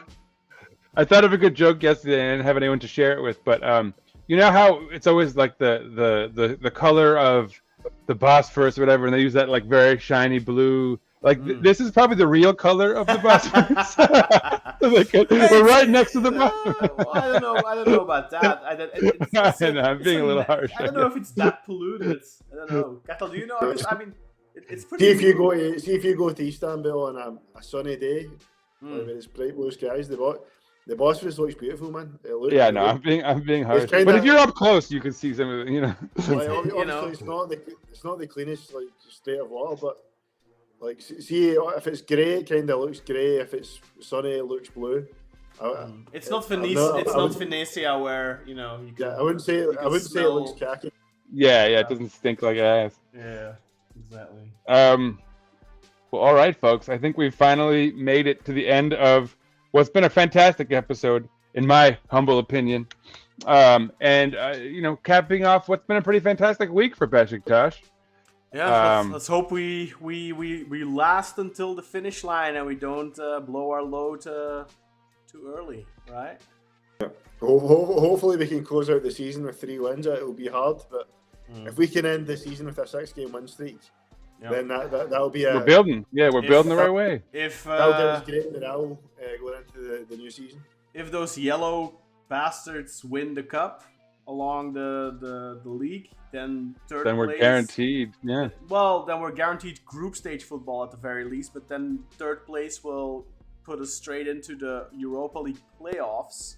Whereas if Trabzonspor win, third place would send us to the second qualifying round. So that means In the Europa League, yeah. we'd have to play, I think 3 qualifying rounds, because you have to play the That's right. second, the third, and the playoff. Yeah. So 3 Yeah. qualifying rounds, and it does not guarantee Conference League football Rather than either. 1, right? So it's either 1 qualifying round or 3. Yeah, so yeah, I mean, exactly. look, no matter what happens, we'll find a silver lining, right? Like, there's something nice about playing those sort of obscure Eastern Yeah, of European course, teams yeah. as like sort of glorified friendlies, like so they're kind of higher stakes friendlies where you can really If give we're guys seeded- experience and see where they are. If we're seeded, because If we're seeded. our coefficient isn't great, so But we were decent this season in Europe, at least, right? Like we probably added a few points. yeah, for Maybe. sure. But like, if in the second round, we'll almost certainly be seeded, but in the third and in the playoffs, I doubt We'll it. see. Yeah. I doubt it. The good thing is, I believe that I could be wrong here. It might just be for the Champions League, but I think that like the English clubs and stuff don't have to play qualifiers. But I might be wrong. Yeah, I don't think so either. I don't For the think Champions they do. League, they definitely don't. They go straight to the Champions League. But Yeah, they have like 3 automatic spots Yeah, in the I'm not Champions League. sure. And then maybe there's 1 playoff spot. Like no, I don't know. I don't think so. But for the Europa League, I'm not sure whether or not they have to play qualifiers. So if you come up against, I don't know who's in those spots right now, Chelsea. because or we something. played Arsenal in the Champions League qualifier, but that was like 5 years ago. Oh, that's Yeah, that's 10 years ago. 10 years 10 ago. years ago? 10 years ago, Yeah. man. 11 almost. Yeah. But Yeah, it's a long It time. was Right. it was a 2014-15 season, and we're technically Yeah. still in the 24-25 So season. 10. So 10, 10 Yeah, and but a it's, half. I guess played in 5, August, but it's like 4 months or 3 months even. 3 months off it being 11 years. Yeah. Anyway, guys, we're not there yet. head to our Patreon. Go to patreon.com/BeşiktaşPodcast. Become a free member. Join our WhatsApp group chat community. Join us there. Become a paid member. Pay, $1.99 a month. Just the price of a cup of coffee. You can become a Patreon member, and you gain access to the VIP podcast. You gain access to the Schwarding report every month. You gain access to early access to video content. And some exclusive like video analysis of matches and stuff like that. We sometimes do those. Fortunately, we cannot post those on YouTube at all, not even in the membership section. So I've removed the $3.99 tier on YouTube. So on YouTube, only the $1.90, the $0.99, so the €1 tier is left, and that tier on YouTube only gives you it does give you access to the VIP podcast and stuff like that, but it doesn't give you access to all the VIP stuff we do on Patreon. But it also gives you badges in the live chat and stuff. But really, it's just a way to show your love and appreciation and give us some monetary support, because it looks like we're gonna have to start spending money again soon. To bring you better, consistent. Although I have the impression today the sound quality has been quite decent. I think you figured something out, Con. Maybe there was some slide thing that you guys, tapped. write in the comments below. How's the sound been today? Has it been good? Has there been? We had a lot of comments at one point, but they've calmed down. That was just for me. I had to turn up my sound, right? That's just because the videos me and Karen recorded on Friday, there was a lot of cutting out. Yeah, there's a lot of crackling there. Yeah. I'm gonna listen to our episode again. Last one we all did together last week was pretty shoddy. But we'll see how it goes. I feel like today the sounds, at least on my end, from what I've been hearing from you guys haven't crackled or anything. But I'm still gonna go through with getting us a Teams premium stuff if I can get it sorted out. Because Jesus Christ. Well, and Con, I have it. I pay for Microsoft 365 because of the writing. You know, I need Word and but stuff. I think you need man, it's so confusing. No, I have. So I have like I can do 30 meetings up to 30 hours. But like, but can I host the call and then you host on via OBS? You need to be that could work. But you need to but also the problem with that as well is that what if you're not there, right? Yeah. Well, that's a whole, but also, whole other I mean, issue. you would need to have admin permissions for Teams, so you'd have to check that out in the settings, and that's something I'm trying to sort out right now with Teams. But apparently, it's. I mean, I'm not gonna bore people with it, man. It's too convoluted. But anyway, we're gonna have to start. Like, we'll probably have to spend around €10 a month to be able to bring you the best sound quality again. So we can definitely use the support. So. Hands out. Yeah. More please. No, go check out our Patreon on patreon.com/Beşiktaş podcast, and you get plenty of stuff in return. So it's not a handout. It's not a sunk expense. You get content. That's right. Let's wrap this thing up, man. Show me those. I need to see the names so that I can start screaming them. Ooh. All right. Wait. But so I guess one last thing. This is important. I always mention this. First of all, of course, stay tuned. We will be back this coming Sunday. Almost all the teams play on Sunday at noon. We're at that stage of the season where they're all scheduled together. I think there are a couple exceptions. But so stay tuned for that. And as always, let's go Beşiktaş! Peace out, everybody! Let me see some names, Con. Yeah, bro. Some names, Con. Yeah, I'm trying to. I gotta run a little delay. Çok harikasın, çok güzelsin. Harika.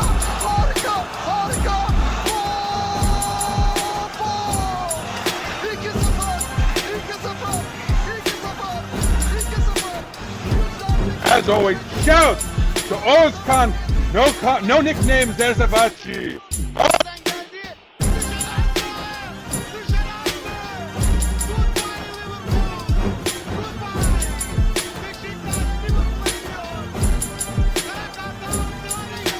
Great.